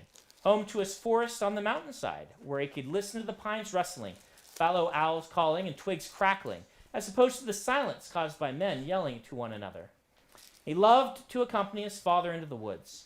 The lumberman was so tall and broad-chested he seemed almost to be one of the trees. Ren's arms were thick and rough with hair, his tough, axe-calloused fingers like ancient roots, his beard like a thick gathering of pine needles that poked and scratched Jarek's skin when they hugged. His father had deep, understanding brown eyes and wide lips that were usually parted in a contented smile. As far as Jarek could tell, his father was the only person alive who understood the forest better than Jarek himself. Rin could tell the strength and quality of a tree's wood simply by rubbing his fingers across the bark. He could see birds nesting high in branches that Jarek had assumed were only shadows, and he could always find sweetberry bushes to sate a growing boy's appetite. More importantly, the forest seemed to accept his father. Jarek soon came to understand that this was because his father respected the woods. Look at the trees around you, my son. By the way, I'm not going to do the dialect. I had dialect in Dragonsteel. And so people from the rural areas don't say the word the, they just say ta. So look at the trees is what they would say. But I'm not going to do the dialect. His father would instruct as they walked together. Man can be born, grown, and die in the time it takes one of them to get so high. They've seen the likes of us come and go. That would be all he said for a while. Rin didn't speak much, not like the other lumbermen, who always seemed to have something to say and not enough people to say it to. Rin was a king's man and cut lumber for the king's shipping. Like the other lumbermen, Rin used a shiny bronze axe to do his work, the most important possession he owned. Bronze was rare. The only other piece of metal Jarek's family owned was his mother's bronze cooking knife. Jarek had heard men in the villages speaking of a new, stronger metal that had been discovered recently in the south, something called mountain steel. They said its name came because it was the same color as mythical dragon steel. But to Jarek, it was all the same. He had never seen either one. Bronze was good enough for lumbermen. As soon as he was able, Jarek followed his father to the lumbering camp. After a few weeks, the burly men welcomed his presence, and he was allowed free rein of the camp, where he watched, thinking up questions to ask his father as they traveled home. He wanted to know what made the men's arms so big, why the trees fell the way they did, and what the lumbermen did with all the branches they cut off the trunks. He wanted to know why the king needed so much wood, and how long it took to float all the way down the Trailed River to the palace, or the Tree Rod River. Some of the questions his father could answer, others he could not. Some things Jarek simply noticed and asked no questions. Most of these had to do with his father. For instance, after felling a tree, his father would dig 2 holes and drop pine seed into each one. The others did not. Every day when the work was done, father would start a small fire of green pine needles sprinkled with pungent wither dust and let it burn among the trees slated for the next day's lumbering. The smoke would trigger a reaction in the pine larks and cheps, and they would fly or scamper away, taking their young with them. The other lumbermen would scoff at his father's precautions, but Jarek watched with pride. Actions like these and dozens like them, that the lumbermen's... there's a missing word. Actions like these and dozens like them were where the lumberman's son learned the most important lesson his father ever taught him. All life was precious. Such was Jarek's life up until his 11th year. He wandered the forest, helped his mother with cleaning and baking, ran chores in the lumbering camp. To him, there could be little else to life. He was content, and he wanted nothing else. His father, however, had other plans. How much of this am I going to read? Let's see.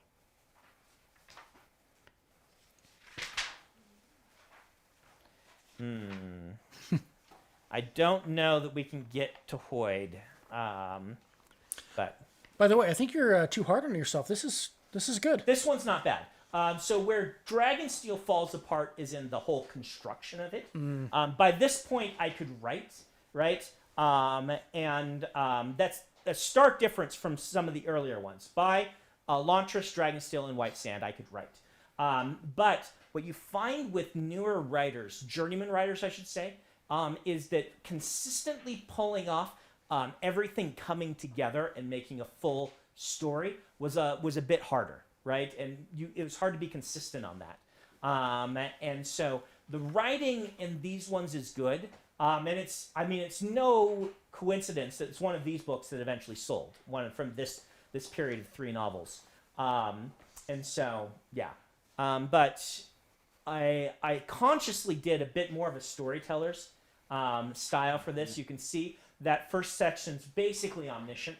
And this is always kind of meant to be a story that Hoyd was kind of telling after the fact. And you can kind of see hints of that in some of these sections. Other sections go full more into the 3rd limited. But you can imagine that sequence that I just read you, all being said by Hoyd to people who want to know about, what happened and how everything came to be. It is chapter 1, but it does feel kind of prologue-y. Yeah. Oh, totally. Yeah. Totally. That you could say that was a prologue because the next scene is fully in viewpoint, and I'll go ahead and read that. I assume people are enjoying this. But oh wow, there's romantic theory in the next scene. We'll do some of that. So, Jarek, son, go fetch your mother some water. Yes, father. It was dark outside, and his mother had little need of fresh water, but Jarek complied quickly. His father made few demands. When he did, the lumberman's son did not question. He did, however, run quickly, so he could return to listen outside the door. The boy notices things, Martel, his mother was saying. He's quick of mind. The other day, Javik and Henry hadn't been watching the angle properly as they cut. That tree would have fallen the wrong way and could have killed a man. Jarek saw the error in an instant. He pointed it out to them.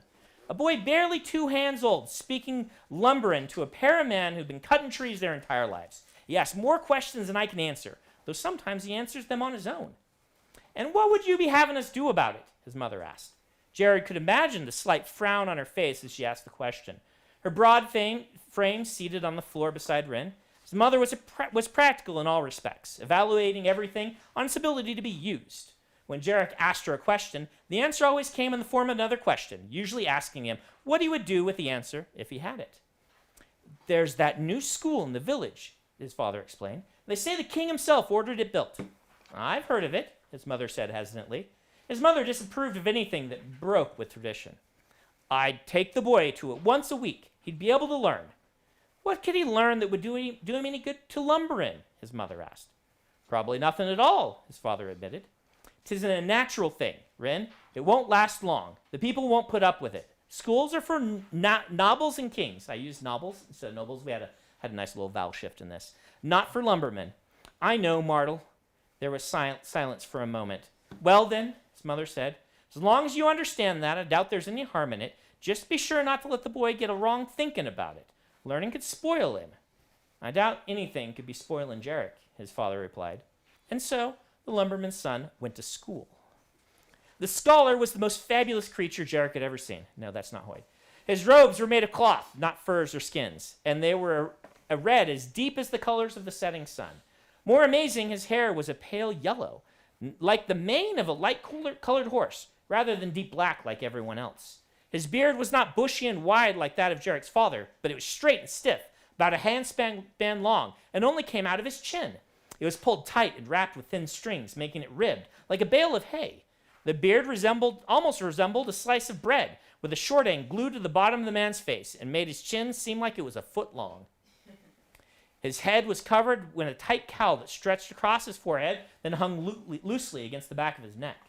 And his eyes were dissatisfied as he stepped from the chariot, a wonder in itself, and regarded the village.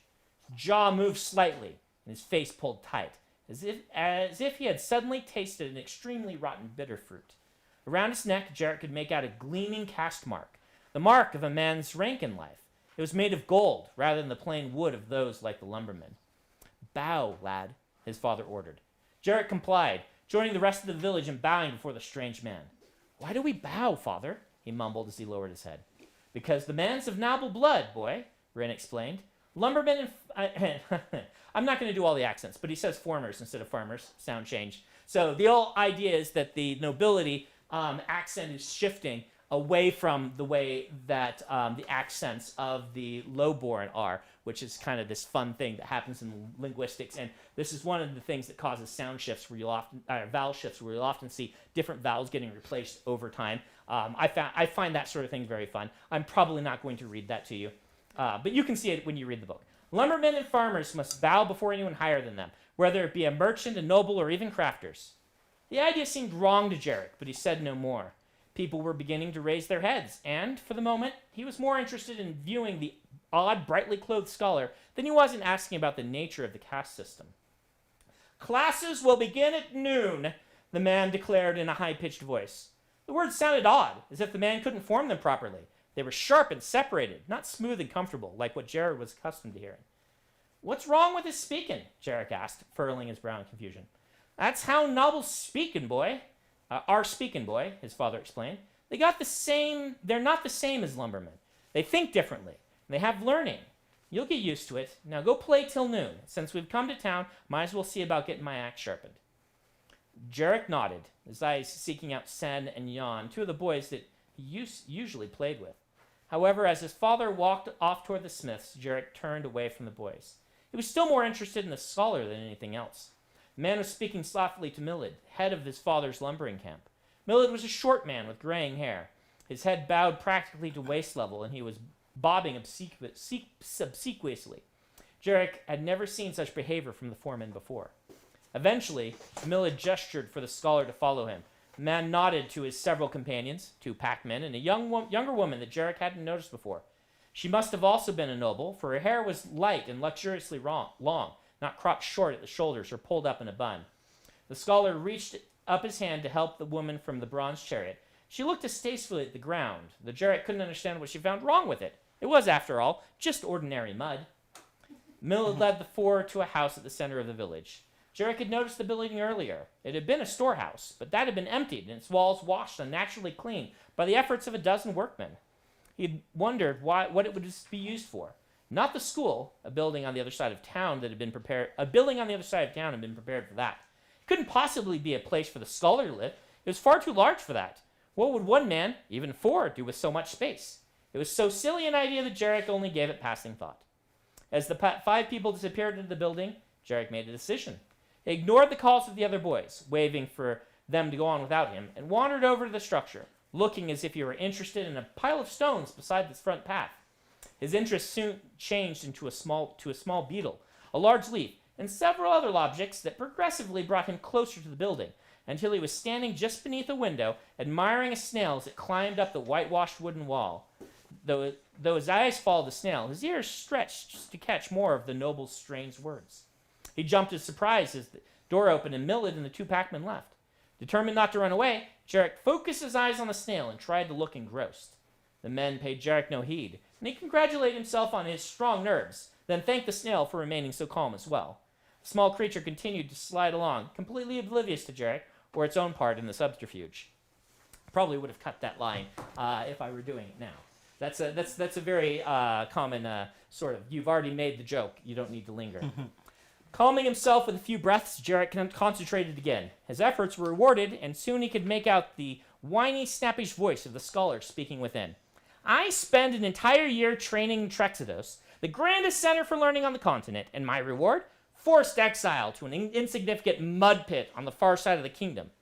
The strangely accented words sounded less authoritative than they had before. It almost resembled the voices of the younger boys who pled to be allowed to play with Jarek's friends. Calm yourself, brother, a second feminine voice soothed. I cannot and I will not calm myself, well, Anne, the scholar snapped. You cannot feel what an outraged disappointment is. Tomorrow that chariot will carry you back to Emery, leaving me to be forgotten. He must hate me. Perhaps he simply wants someone to teach the people here. The scholar snorted loudly. Teach lumbermen and farmers? Well, Anne, be rational. What purpose could that serve? I do not know, the woman confessed. It seems ridiculous, but it did appear sincere when he gave you the instructions. It must be a move by House Strafen to discredit us, the scholar declared, as if he hadn't heard his sister's comment. Discredit us? The woman's voice was now amused. Brother, no matter how much you think your trip to Trexados inflated your pride, you can't possibly have deluded yourself into thinking you're important enough for house politics. You're the 4th son of a 2nd son. Be glad the family didn't decide to send you off to the eternal war and be rid of you. That's where the Shattered Plains are in this book. There was no reply to that comment, but Jarek could feel dissatisfaction seething through the wall. So what will you teach them? The woman eventually asked. As little as possible. The philosophy of the 3 realms of existence is far beyond them. Perhaps I'll teach them some tricks of mathematics or history, things that might actually be practical in a place like this. Reading? By the Lords, no, the scholar replied. You know what damage that could do? The king implied that's why he was sending you, the woman noted. How will you get around it? Reading requires materials, well, Anne, the scholar said with a self-satisfied tone. Look around this town. I doubt you will find a single scroll of text. Jarek waited patiently for the conversation to continue, but either the two had decided not to speak further or they had moved to another part of the building. Sighing, Jarek realized how little of the conversation he'd understood. None of it made sense to him. One thing was clear, the scholar had spoken to the king himself, and that made him an important man indeed. Jarek had heard stories of the king and knew from them that only important people ever spoke to the man directly. Reaching up, he allowed the snail to slide onto his hand, then rose from his squat to walk away from the building. He placed the snail on a shrub. On a shrub he often saw the meeting, then wandered off in the direction the other boys had gone. All right, we'll stop there. So the initial premise of Dragonsteel, which you guys will eventually be able to read, is the king has a bet on whether people from a rural village can be trained to be as smart as people from the noble court. And this is part of the bet. And that's kind of the initial place that this starts and goes. Hoyd shows up pretty overtly. He's got viewpoints in this book. So he is not hidden at all. You will see him when he comes on screen. And you will know him. I think he goes by Cephandrius in this one. Yeah, you'll be able to read that eventually. Like I said, it's not bad. It'll be easier for you to compare when you get to the Bridge 4 sequence. was originally in Dragonsteel, and compare it to the new Bridge 4 sequence from Way of Kings, and see how the new Bridge 4 sequence is so much more strong. I hope the 2010 version is better than the 2000 version, but eventually you guys will be able to read that, and I hope you guys will enjoy it. It is no longer Cosmere canon, and nothing in it really spoils too much. I mean, it spoils some of the magic system that'll eventually be part of Dragonsteel and some of those things. But when I go back to this planet, it'll be Hoyd's viewpoint. Jarek has basically been written out of the Cosmere. I don't know that I will ever do a book about him. It's possible, but there's so much overlap between his story and Kaladin's story now that I don't know if I could do it and make it interesting and distinctive. One young and somewhat brooding man raised to be a scholar from a no-name village is probably enough for the Cosmere. Even though there are distinctive different parts, since Kaladin's father was educated. So,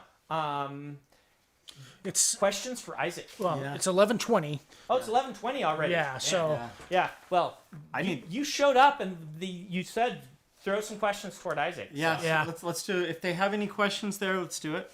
Yeah. And then I'll go back to my you're gonna- Just are you Dance gonna- party with my daughters. You're gonna do. So we need to let you go soon enough. Yeah. You- The next Next 10 minutes. next 10 minutes. Yeah. All right. Drew wants to know how you got into making maps. So there we go. Hi, Drew. I started making maps when I got The Legend of Zelda as an 8-year-old. I pulled this game out and it was golden and shiny, and we'd just gotten a Nintendo, and I found some graph paper and I started graphing out the game, and then carrying it around in my pocket and looking at it in elementary school. So I started doing that. I was fascinated by it, but my dad had these old paperbacks of Tolkien, the ones that he'd picked up in a garbage can in college, but they were the old ones where all three books line up and they do sort of this tapestry, this one big picture. And I remember finding those on the bookshelf, and they had these maps of places that I knew were not on the Earth, because I had a globe that, we'd spin it and I'd figure out where I was going to go, and it was usually the ocean. So that's how I just had a fascination with that. And when I got older, I joined some, and I got into fantasy. I read the Dragonbone Chair. It had a map in the front of it. I joined some groups on the bulletin board systems at the time, with the old modem, that were fantasy groups. And I was interested in art, and I told the people on these fantasy forums that I did maps, and I just started doing maps of my own things, my own stories. I'd make planets. I'd make maps for those planets. I started doing a map for a shared world on that, that eventually that all broke up, and me and another author, we wound up writing that book. That was my first book. I wrote it with him, and I did the maps for that. Those are probably the earliest maps that I still have. What's the name of that book? Tribute to the King. Okay. And shout out to my friend Paul Wolf Holloman, who probably is not watching this, but I wrote the book with him, and it's been a while since I've been in touch with him. But so that was, I was just doing maps and things, and then I was still doing maps for my novels after I served a mission for my church. And when Brandon and I met up, he didn't know I did maps, but he didn't even know I had a degree in art. But I was drawing on the tablecloth. And he was obviously a professional caliber artist. But what was funny is that I was drawing a face, and you saw that, and you're like, "Hey, want to do maps for my next book?" But you had no idea that I'd done tons of maps. I just kind of looked for friends who did art because I had heard having control over the map is a better idea than just letting it happen. And so I'd had Jeff Creer do my first map, and he was an artist, but had never really done maps, and he did a great job. Yeah, he did. But maps were not his thing. So I was actively looking for friends that could draw, because as you have seen, I cannot. I think it was a bit serendipitous, you know, that then. So, anyway, that was my. You said you want to do maps for Mistborn, and I had at that point graduated in art, 3D animation, and had. I'm sure I knew by then, didn't I? Maybe. We were going out to dinner by Yeah. then. It seemed. It's been so long. Who knows what I was thinking? I just remembered thinking, I'm drawing a face. Sure, but I do know how to do maps. So there's a chance. Maybe there was a map in one of the I don't know that I pieces knew that I you did did. maps, but Okay. I knew you were an artist. I had to have known you were an artist, right? I don't know. Because that's one of the reasons we became friends, is because you were my age, and I'm like, one of these things is not like the others. Looking at the sea of freshmen that's true. faces, and then Isaac, and I'm like, what are you? You're like, I'm going to become an optometrist, but I came back to school to that, and I saw your class, and I decided to take it. So maybe what it was is you hadn't seen any of my art I'm up sure to that point. I hadn't seen any art, but I Yeah. think I knew that you had been an art major and you had come back to do something practical with your life, And got derailed again. and got derailed again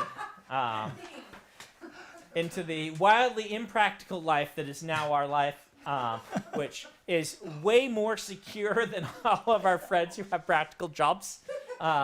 We live in fantasy land. We do live in fantasy land, but we're not the only one. Like Dan has had the same job. Yeah. We talked about this, right? All our friends who like computer programmers and stuff, they've changed jobs and been fired, and those are the jobs that are, quote unquote, very, very stable jobs. And meanwhile, we've had the same job now. This is the longest job that I've had since graduating 20 years ago. And you could have stayed doing the art, right? At video game companies, but they've the one that I was at when you hired me is no longer around. So I would have had to have gone on to something else. A lot of the guys that I was with do other things like insurance or investing, but are artists at heart. That's sad. The video game industry, the amount of turnover there are among companies, that is just a rough business. That is, the more I learn about it, the more unsustainable I feel that it is. Yeah. And it's not just turnover of the little companies, right? Like we had friends that worked for Avalanche that got bought by Disney, that then That got had bought the by something exact else. same sort of thing happen. And it's just Are there other people here? Isabel. Oh, hi, Isabel. I was just seeing if there were someone else that had decided to crash the stream, i.e., if one of my other children had shown up. Well, Ben Olson is in the it's my chat, so we child. know it's not Oh, him. is Ben's in the chat? Yeah, or at least I he was. I was complimenting Ben, and he was actually there. That's not supposed to happen. What have I done? Hurry, backtrack. Backtrack. Ben was useless. We're retconning the We're retconning the earlier the stream. acknowledgments. Speaking of how helpful Ben was. You didn't have a strange quote in the middle of his name or anything No, like that. his name didn't actually go in. I just thanked the It's writing just the group. writing group. Yeah. Yeah. I wasn't as my acknowledgments foo was not quite as leveled up as it is now, where I've moved on from mentioning people by name and instead mention them by made up nickname that I'm only now coining for them and whatnot. So another question is, are you planning on writing more broadsheet stories for the Lost Metal? I'm assuming at this point that I'll do what I've done in the last two. So I didn't do much on the Alloy ones at all. That was you, Peter, and On the first one? The first Yeah, Alloy. the first one I wrote Alamance Yeah. of Jack, but You wrote that. the next two. But I wrote the next two, and so I'm assuming that we'll just kind of do what we did last time. And One of our goals is eventually to have Isaac writing some Mistborn books or graphic novels, because he's the only person who knows it as well as I do. and who could do it justice. And so people want a more Cosmere, and so the goal is eventually to do that. But Yeah. he has his hands full with White Sand stuff right now, huh? Yeah, which is preparatory for. Yeah, for if we doing do a this other graphic thing. novel or Yeah. whatnot, then yeah. But outlining a couple of Cosmere stories. But right now, you're the only one who's written canon Cosmere fiction other than me, because the Nikki Savage story is in-world fiction, but it's Yeah. And the other Alamancer Jack one yeah, with the other Alamancer Jack story. Yep. whatever the cufflinks of the. I can't remember exactly what it was. The Lord Ruler's cufflinks. Yep. But yes. So anyway, we should let you go Yeah, to I'll your get family. And I will continue signing things. Maybe I'll open a fan mail. Does that sound like fun? Yeah. Let's open a fan mail. Let's Happy New see. Year. Yes. From Chloe in I just Colum- so that the app yeah. doesn't show up. Yep, in Columbus, Ohio. Ooh, is this is handwritten with amazing handwriting. Chloe, props to you. What excellent handwriting.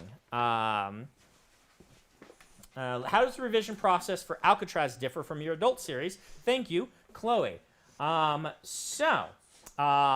I will look over the rest of that later. Thank you for the fan mail, Chloe.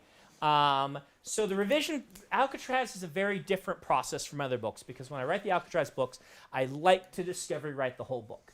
And I usually approach this like an improv comedy sketch where what I'll do is I'll brainstorm a bunch of props, quote unquote, for myself to use in the story.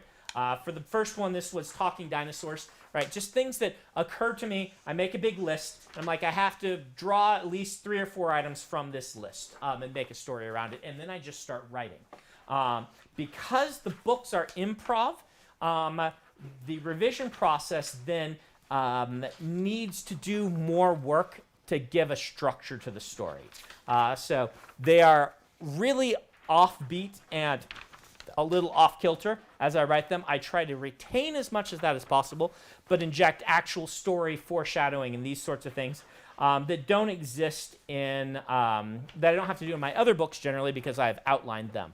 But I think discovered writing is a important enough skill for a writer to have because sometimes you go off script in your outlined books, as we've talked about, that it's good practice, and I considered the Alcatraz books to be practice for that skill. So that's what the revision process is. There's also a lot of cutting bad jokes in the revision process of the Alcatraz books because things that seem funny when you're writing the book don't always seem as funny in second or third draft. And that's sometimes because you've read it too many times, but a lot of times you can tell that you're like, I was just in a mood, and that one does not land. So what else have we got from the chat? Well, coincidentally, it can't be the same person, but Ben Olsen says, Brandon, tell us about the time you drew a webcomic. Oh, Ben, it is the same Ben Olsen. I figured. Yeah, thank you, Ben. Thank you, Ben. I took an art class in college. I took one drawing class because I figure part of the purpose of drawing or of being in college is to take a lot of these things. I took a bookbinding class, I took a calligraphy class, and I took an art class, and a visual art class. And during that, we were encouraged to start up an art project of some sort that would get us drawing every day consistently to improve our art skill. And since I had given this advice to many writers even back then, though I wasn't professional yet, I said, I'm going to try a webcomic because everybody does webcomics. And so this was like when the big boom of webcomics happened. There was nothing distinctive or interesting about it. And it only lasted during the course of that semester while I was taking that class. It was very much just imagine early 2000s webcomic drawn by a guy in college, and you can get all the salient bits from that pitch. But I did try drawing it, and I tried to do multiple different styles in the webcomic, and that didn't work because I didn't know art well enough to do multiple different styles. But it was fun. It was a fun 3 or 4 month project. Ben was a character, as when you made webcomics in college in the early 2000s, the characters were always you and your group of friends. So, yeah, I don't know what else. There's Ben. Ben's got the great stories. He knows how embarrassingly bad the art for that webcomic was, and how happy I am that it vanished. You can go look at the first Schlock Mercenary and know that my art was not nearly of the caliber of that, and you'll get the idea. Alexander wants to know, which of your villains are you most and least happy with? Most and least happy with? Ooh. Huh. Least, I'll probably cheat and use Pat and Fane. As I've said before, after the fact, looking back at the Wheel of Time ending, Pat and Fane is one that I feel like I dropped the ball a little bit on. And you can find longer explanations of that, like in the Wheel of Time stream that we did recently, that eventually will go up on my channel, right, Adam? If it hasn't already. I'm Wheel sorry, of I was Time reading. Stream that I did for Jason will eventually go up. Yeah, as on soon my as he channel. gets it to me. Yeah. And I'll talk about Pat and Fane. So at least you can go back to finding the next question. Yeah. I was No worries. from that. That's what you have to be doing. My most proud of is a spoiler. A character that you find out is a villain only at the end of The Way of Kings is the villain I'm most proud of now. For a while it was Wraithen, but the amount of depth I've been able to do and work I've been able to do on this character, and the kind of twists and turns that this character has been able to take, I am very proud of all the different incarnations of how this character worked, and so he is now the villain I am most proud of. Jonathan says, have you ever considered writing a full-length novel that's not fantasy or sci-fi? If yes, what genre would you write instead? So I've considered it. It's unlikely to happen because I just like this enough, but most likely would be some sort of detective piece. Mystery, classic mystery is the only other thing that I've read in extensively enough that I feel like I could write something that was not like, if you haven't written in a genre, one of two things can happen. The thing you hope will happen is what happened with, I mentioned I was playing Katamari Damacy with my children. This is a game designed by someone who had never designed games before and was able to approach the gaming world from a very different viewpoint that made a unique and original piece of art that is just delightful. Most of the time, that's not what happens. Most of the time, when you approach doing something that you haven't been part of the conversation in, that you haven't read in, what you end up doing is you end up writing the same book that everyone else writes as their first book. That is, in that case, derivative is the wrong term because you haven't read it. It's just horribly, horribly cliched because it is the same story everyone thinks of. A lot of times that's what happens. My worry going into a lot of genres is that that's the book I would write, right? That you sometimes find this happening. I will not mention any names, but someone comes to a genre like fantasy and says, I have written this thing that no one else, had ever thought of, and it is so cool and original and unique, and it is the same story that the science fiction grandmasters just completely ran into the ground in the 40s through 70s, exploring every direction and interesting archetype of it. And this person thinks, because those fantasy science fiction people are not good writers, they could never have thought of this. And so they released this thing that is just 50 years behind and well worn by authors who knew a lot more about the genre. Let's just say that. I don't want to be that person. Fortunately, I've read enough mystery, and I've read a decent amount of thriller that I feel like I could do something in those realms that wouldn't feel that way. I don't know that I could do that in a lot of other genres. I often say that the genre that is closest to epic fantasy is probably the historical epic. Something like Saxon Tales is the closest, is probably closer to Game of Thrones than things that are shelved on the shelf next to Game of Thrones. But to really do a great historical requires some research and study that I currently haven't done. I could co-author one, I bet, that would be pretty killer, but it would require someone else. And I don't have a ton of interest in that because I feel like there are other people whose books I can read, like Saxon Tales, that are just really well written and well done, and they are moving their genre forward in the same way that I hope I am moving the epic fantasy genre forward. And it feels very satisfying to be working in epic fantasy and to really feel like I have been able to, for the last 10 years or so, kind of really be on the forefront of one of the prongs of where the genre is going. Granted, if the past is any example, which normally it is a good example, then I will soon kind of continue down this path, but other things will branch off and become the avant-garde things and whatnot. But hopefully people are still interested in what I'm doing, and hopefully I can continue to make interesting fiction that pushes the epic fantasy genre in interesting directions. There you go. Me, My Skirt, and I wants to know if there's chocolate on Roshar. Chocolate, no chocolate on Roshar, chocolate on Scadrial. I believe I've even mentioned it on Scadrial before. If I haven't, in fact, I'm almost 100% certain I mentioned it in the last Scadrial book. But there is no chocolate unless,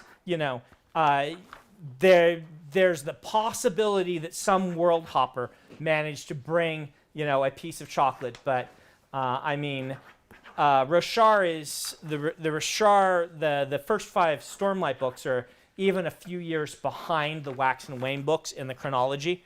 And chocolate's kind of coming to be known in those books. So no chocolate on Roshar. I'm sorry. If you're a chocoholic, you definitely want to choose Scadrial. It is also the closest to instant noodles, so that's where Hoyd wants to be.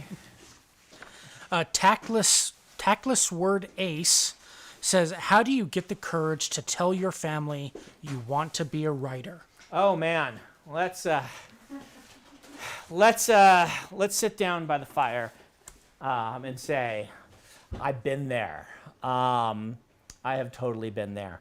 The best thing you can do is get confidence in your writing first. People respect and respond to confidence. This is kind of unfortunate in a lot of ways because a lot of the people who deserve more confidence don't have it, if that makes sense. And you may very well be one of those people. There are very many unassuming people who are extremely skilled that are not, that don't do as well with that as they should. But the number one thing you can do is write and be confident in your writing. You won't be able to show them paychecks for a long time, most likely.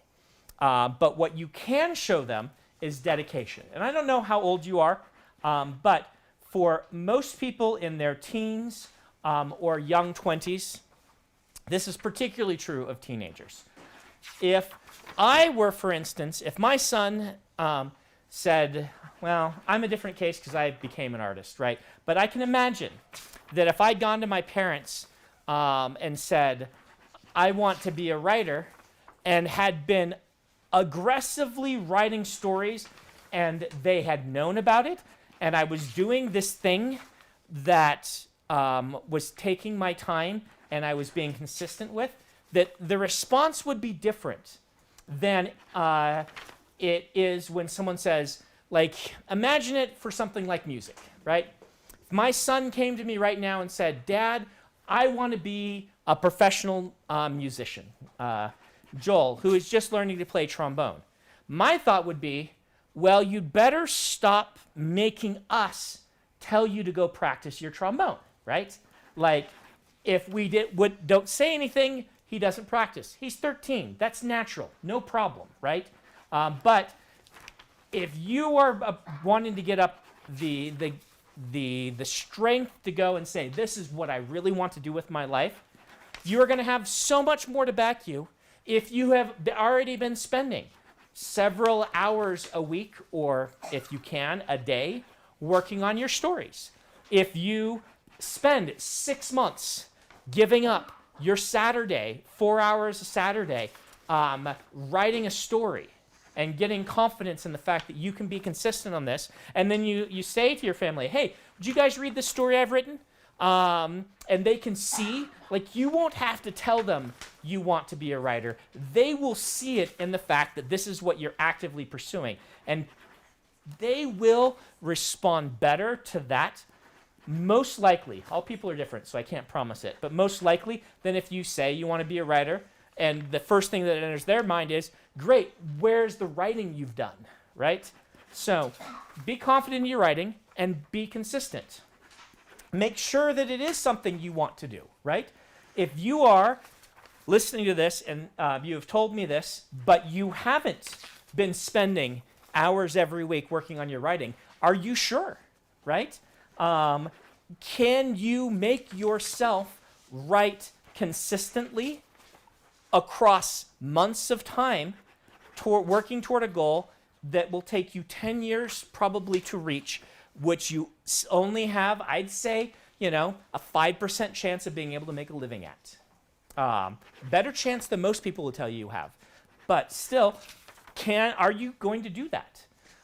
If the answer is yes, if you've already been working for months, you've produced things, you should have confidence in your writing. Even if you aren't of a publishable quality, you have done the part that you can control. If you are consistent, if you are writing a book a year already, around 100,000 words a year, at what I would say is kind of a minimum rate, honestly, then you deserve to have that confidence. You should start to feel like you are already a writer if you're doing that. It's not, Mom and Dad, I want to be a writer. It is, you are a writer. You might not be a pro yet, but once you do that, you're my colleague. That's the bigger step, the more important step to take. Publishing is the more difficult because it's outside of your control to an extent, but you've already done the harder in some way. Oh, difficult structure. Yeah, the more difficult step is being published, but you've done the part that I respect the most. And so ask yourself those things. And at that point, if you've done this, then you can say, I really would like to be a writer. I have tried this for the last 2 years, and I have consistently been able to write. It is something that I love. It is something that I feel I'm skilled at, and it is, either way, something I'm going to pursue because I have found a talent in myself that I am encouraging. And then you can say, here are the 2 novels that I've written. Maybe you're like me and you've already written, 6, and now you're just like, how do I get the courage? You deserve to have that courage, and you deserve to be able to tell them, look, this is something I'm doing. I'm already doing it. I would like to go to school, perhaps, to study this further. With me, I was uncertain of my writing when I was a teenager. We all are. I had not completed a novel, but I had started spending several hours a week working on them. I hadn't hit the 100,000 words a year rate, but I would say I was pretty close. For 2 years, I'd been somewhere around 60 or 70,000 words a year for my senior year of high school and my freshman year of college. That's when I did my church service, and I came back, and after that, it was consistently 200,000 to 300,000 words a year, every year from then on. And so my parents stopped, like, before when I'd been in high school, they'd been like, you should go, be a doctor. You should go, by the way, I should see, we still have 11 minutes. Oh, I have a... You have a thing, good. After I was doing this, they didn't even make those hints. They could see that this is something I was doing, and I was an adult, and I had made the decision. I changed my major to English. That's not a thing they could control. And at that point, they just hoped and prayed for me, and they got worried when I hit my 30s and had not sold anything and was not married. That they did worry about that, but what they couldn't say anything about was how much work I had put into it, because that was self-evident. So hopefully that helps. I don't know where you are in that process. If you are a newer writer, if you are a teenager, spend some time. As a teen, you don't need to be doing 100,000 words a year, but spend some time. Spend a couple hours every week and make sure this is something you can get yourself to do without being asked by somebody else. That habit will just serve you well the rest of your life. Ramba Rao says, what are your thoughts on non-traditional options for authors, such as publishing their work as web serials, or authors who receive support mostly or entirely through something like Patreon? I think these are great things that are happening, and very exciting for writers and artists in general. If you can make that work, I find that all these things really exciting, because having that much control over your career, like I've had to fight to get that level of control in traditional publishing, which I now have, but it is not an easy thing to come by. And there's always the worry that with the snap of someone's fingers, my career could vanish. It won't, because we have done some of those steps ourselves, part of what I've said the Kickstarter was for. That if Jeff Bezos snapped his fingers and said, you know what, I don't like that Sanderson guy. Take his books off of Amazon and off of Audible. And he did that. That is 80% of my income or more. He could snap his fingers and make me vanish. But I have a direct path to publication without a publisher, through something like Kickstarter, and could start a Patreon. And that is just enormously comforting. A lot of authors in the 80s and 90s did not have that. And back then it wasn't Amazon, but a publisher could be like, this author's stuff just doesn't quite sell enough, or isn't what we want to do. Or what would often happen is a publisher gets sold to another publisher, and they're like, we want to shake up the line, do some new things, which is was publisher speak for, let's cut everybody except for the big bestsellers, and do a whole bunch of newer, cheaper authors and see if we can make some of them into bestsellers. There are a lot of authors whose entire careers were upended or just completely ended by things like that happening. If you are doing web serial and Patreon and stuff, then you have a different level of control and you have a direct access to fans. And it's entirely possible that that's where everything goes in the future. I kind of hope it won't. I like bookstores. I like physical books. I like this sort of thing, but it's possible. For instance, doomsday scenario.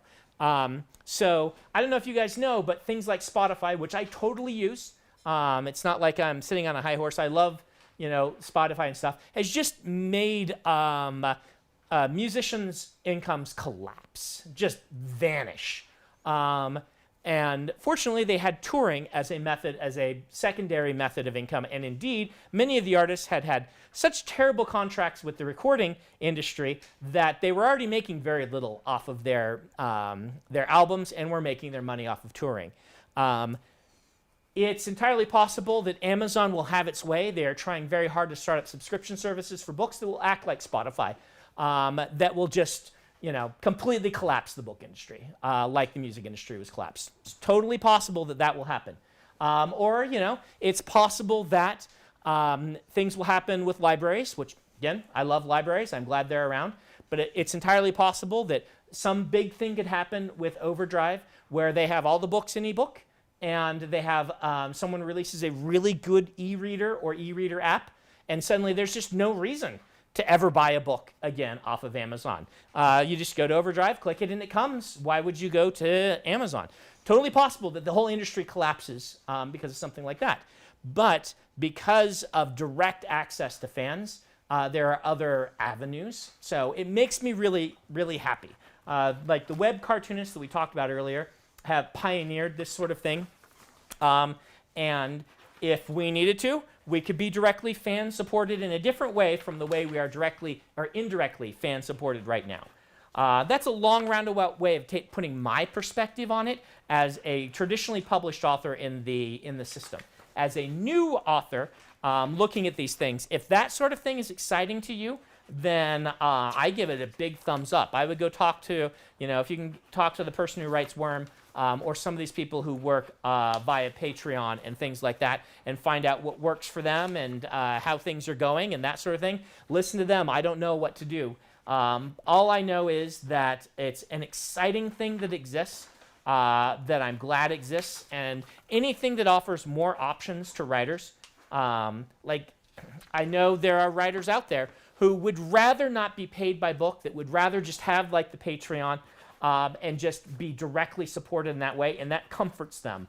They like that more. The fact that there are more options like that can't be a bad thing, either for the authors or for the fans. It's a good thing. So, thumbs up. Give it a try. See if it works for you. I do not have specific details on how to do it or what might make it work. You want to go to an expert. Jerica wants to know if you have any fun tricks planned to teach Jello. Fun tricks planned to teach Jello. So he's good at tricks. So the trick we would most like to teach him is don't bite strangers, which is kind of hard with COVID. He was very good at don't bite strangers before COVID, and now he's very bad at don't bite strangers. Indeed, we would like to teach him the trick of don't bite us. It doesn't bother me. Like, he never bites hard enough to hurt me, but Emily is more sensitive to that, and so it's tough because what doesn't hurt me might hurt her, and so we're trying very hard to teach him, hey, let's be less bitey all around, which is hard when you're a macaw, and bite is the thing you do.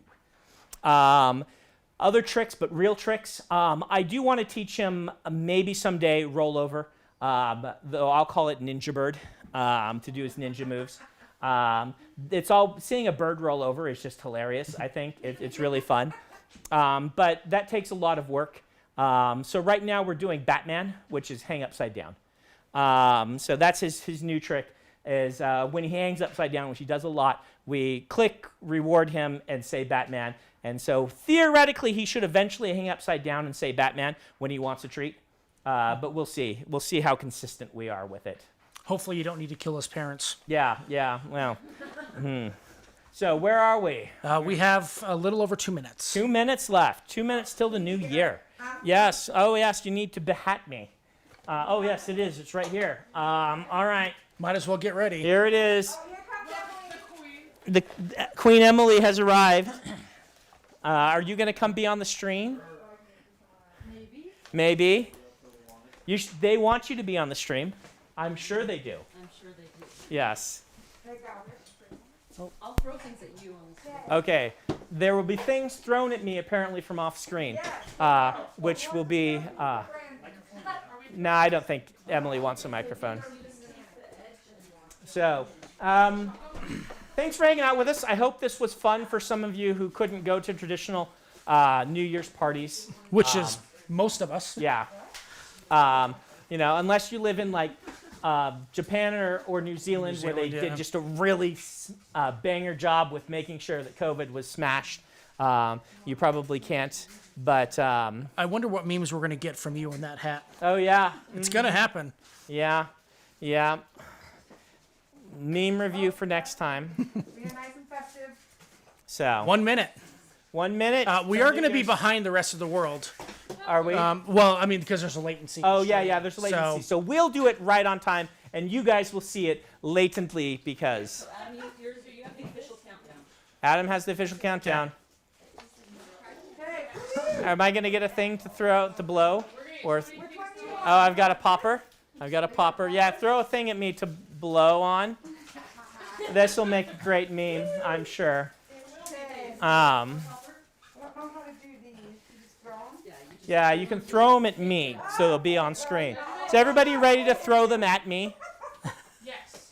So, But wait, I gotta fix your hat first. oh no, my hat. 15 seconds. Getting ready. Oh, how embarrassing. You had it backwards. I had it backwards. How embarrassing. Oh, 5, 4, 3, 2, 1. Happy Mine New did not Year. go off. Oh,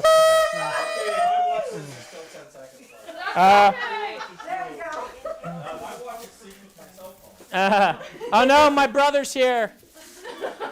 Everyone, Hugo Award-winning audio engineer Jordan Sanderson. I think you should someday ask Dan how it feels to have the same number of Hugo Awards as you, Jordo. He'll say it feels wonderful. Yes, because Dan. Dan is a kind human being, unlike us. Well, you're going to make sure there are memes, aren't you? Mhm. Yay. So, Happy New Year, everybody. Sorry that it had to happen like this. Hopefully next year you will have a more uproarious and enjoyable New Year than hanging out with a boring author signing his name 2,000 times. But at least Isaac was here to be charming, and Oliver was here to be Oliver. So Happy New Year, everybody. We'll be back in 2 weeks, probably for another one of these streams or things. It's going to be different, though, because my class is starting up. And so we might have to be moving these to another night, which we have talked about doing, or something like that, because I still need to sign a whole bunch of these things. And so we'll figure it out, but we'll figure it out in the, oh, it is the new year. Later in the new year than it is now. Bye-bye, everybody. Take care.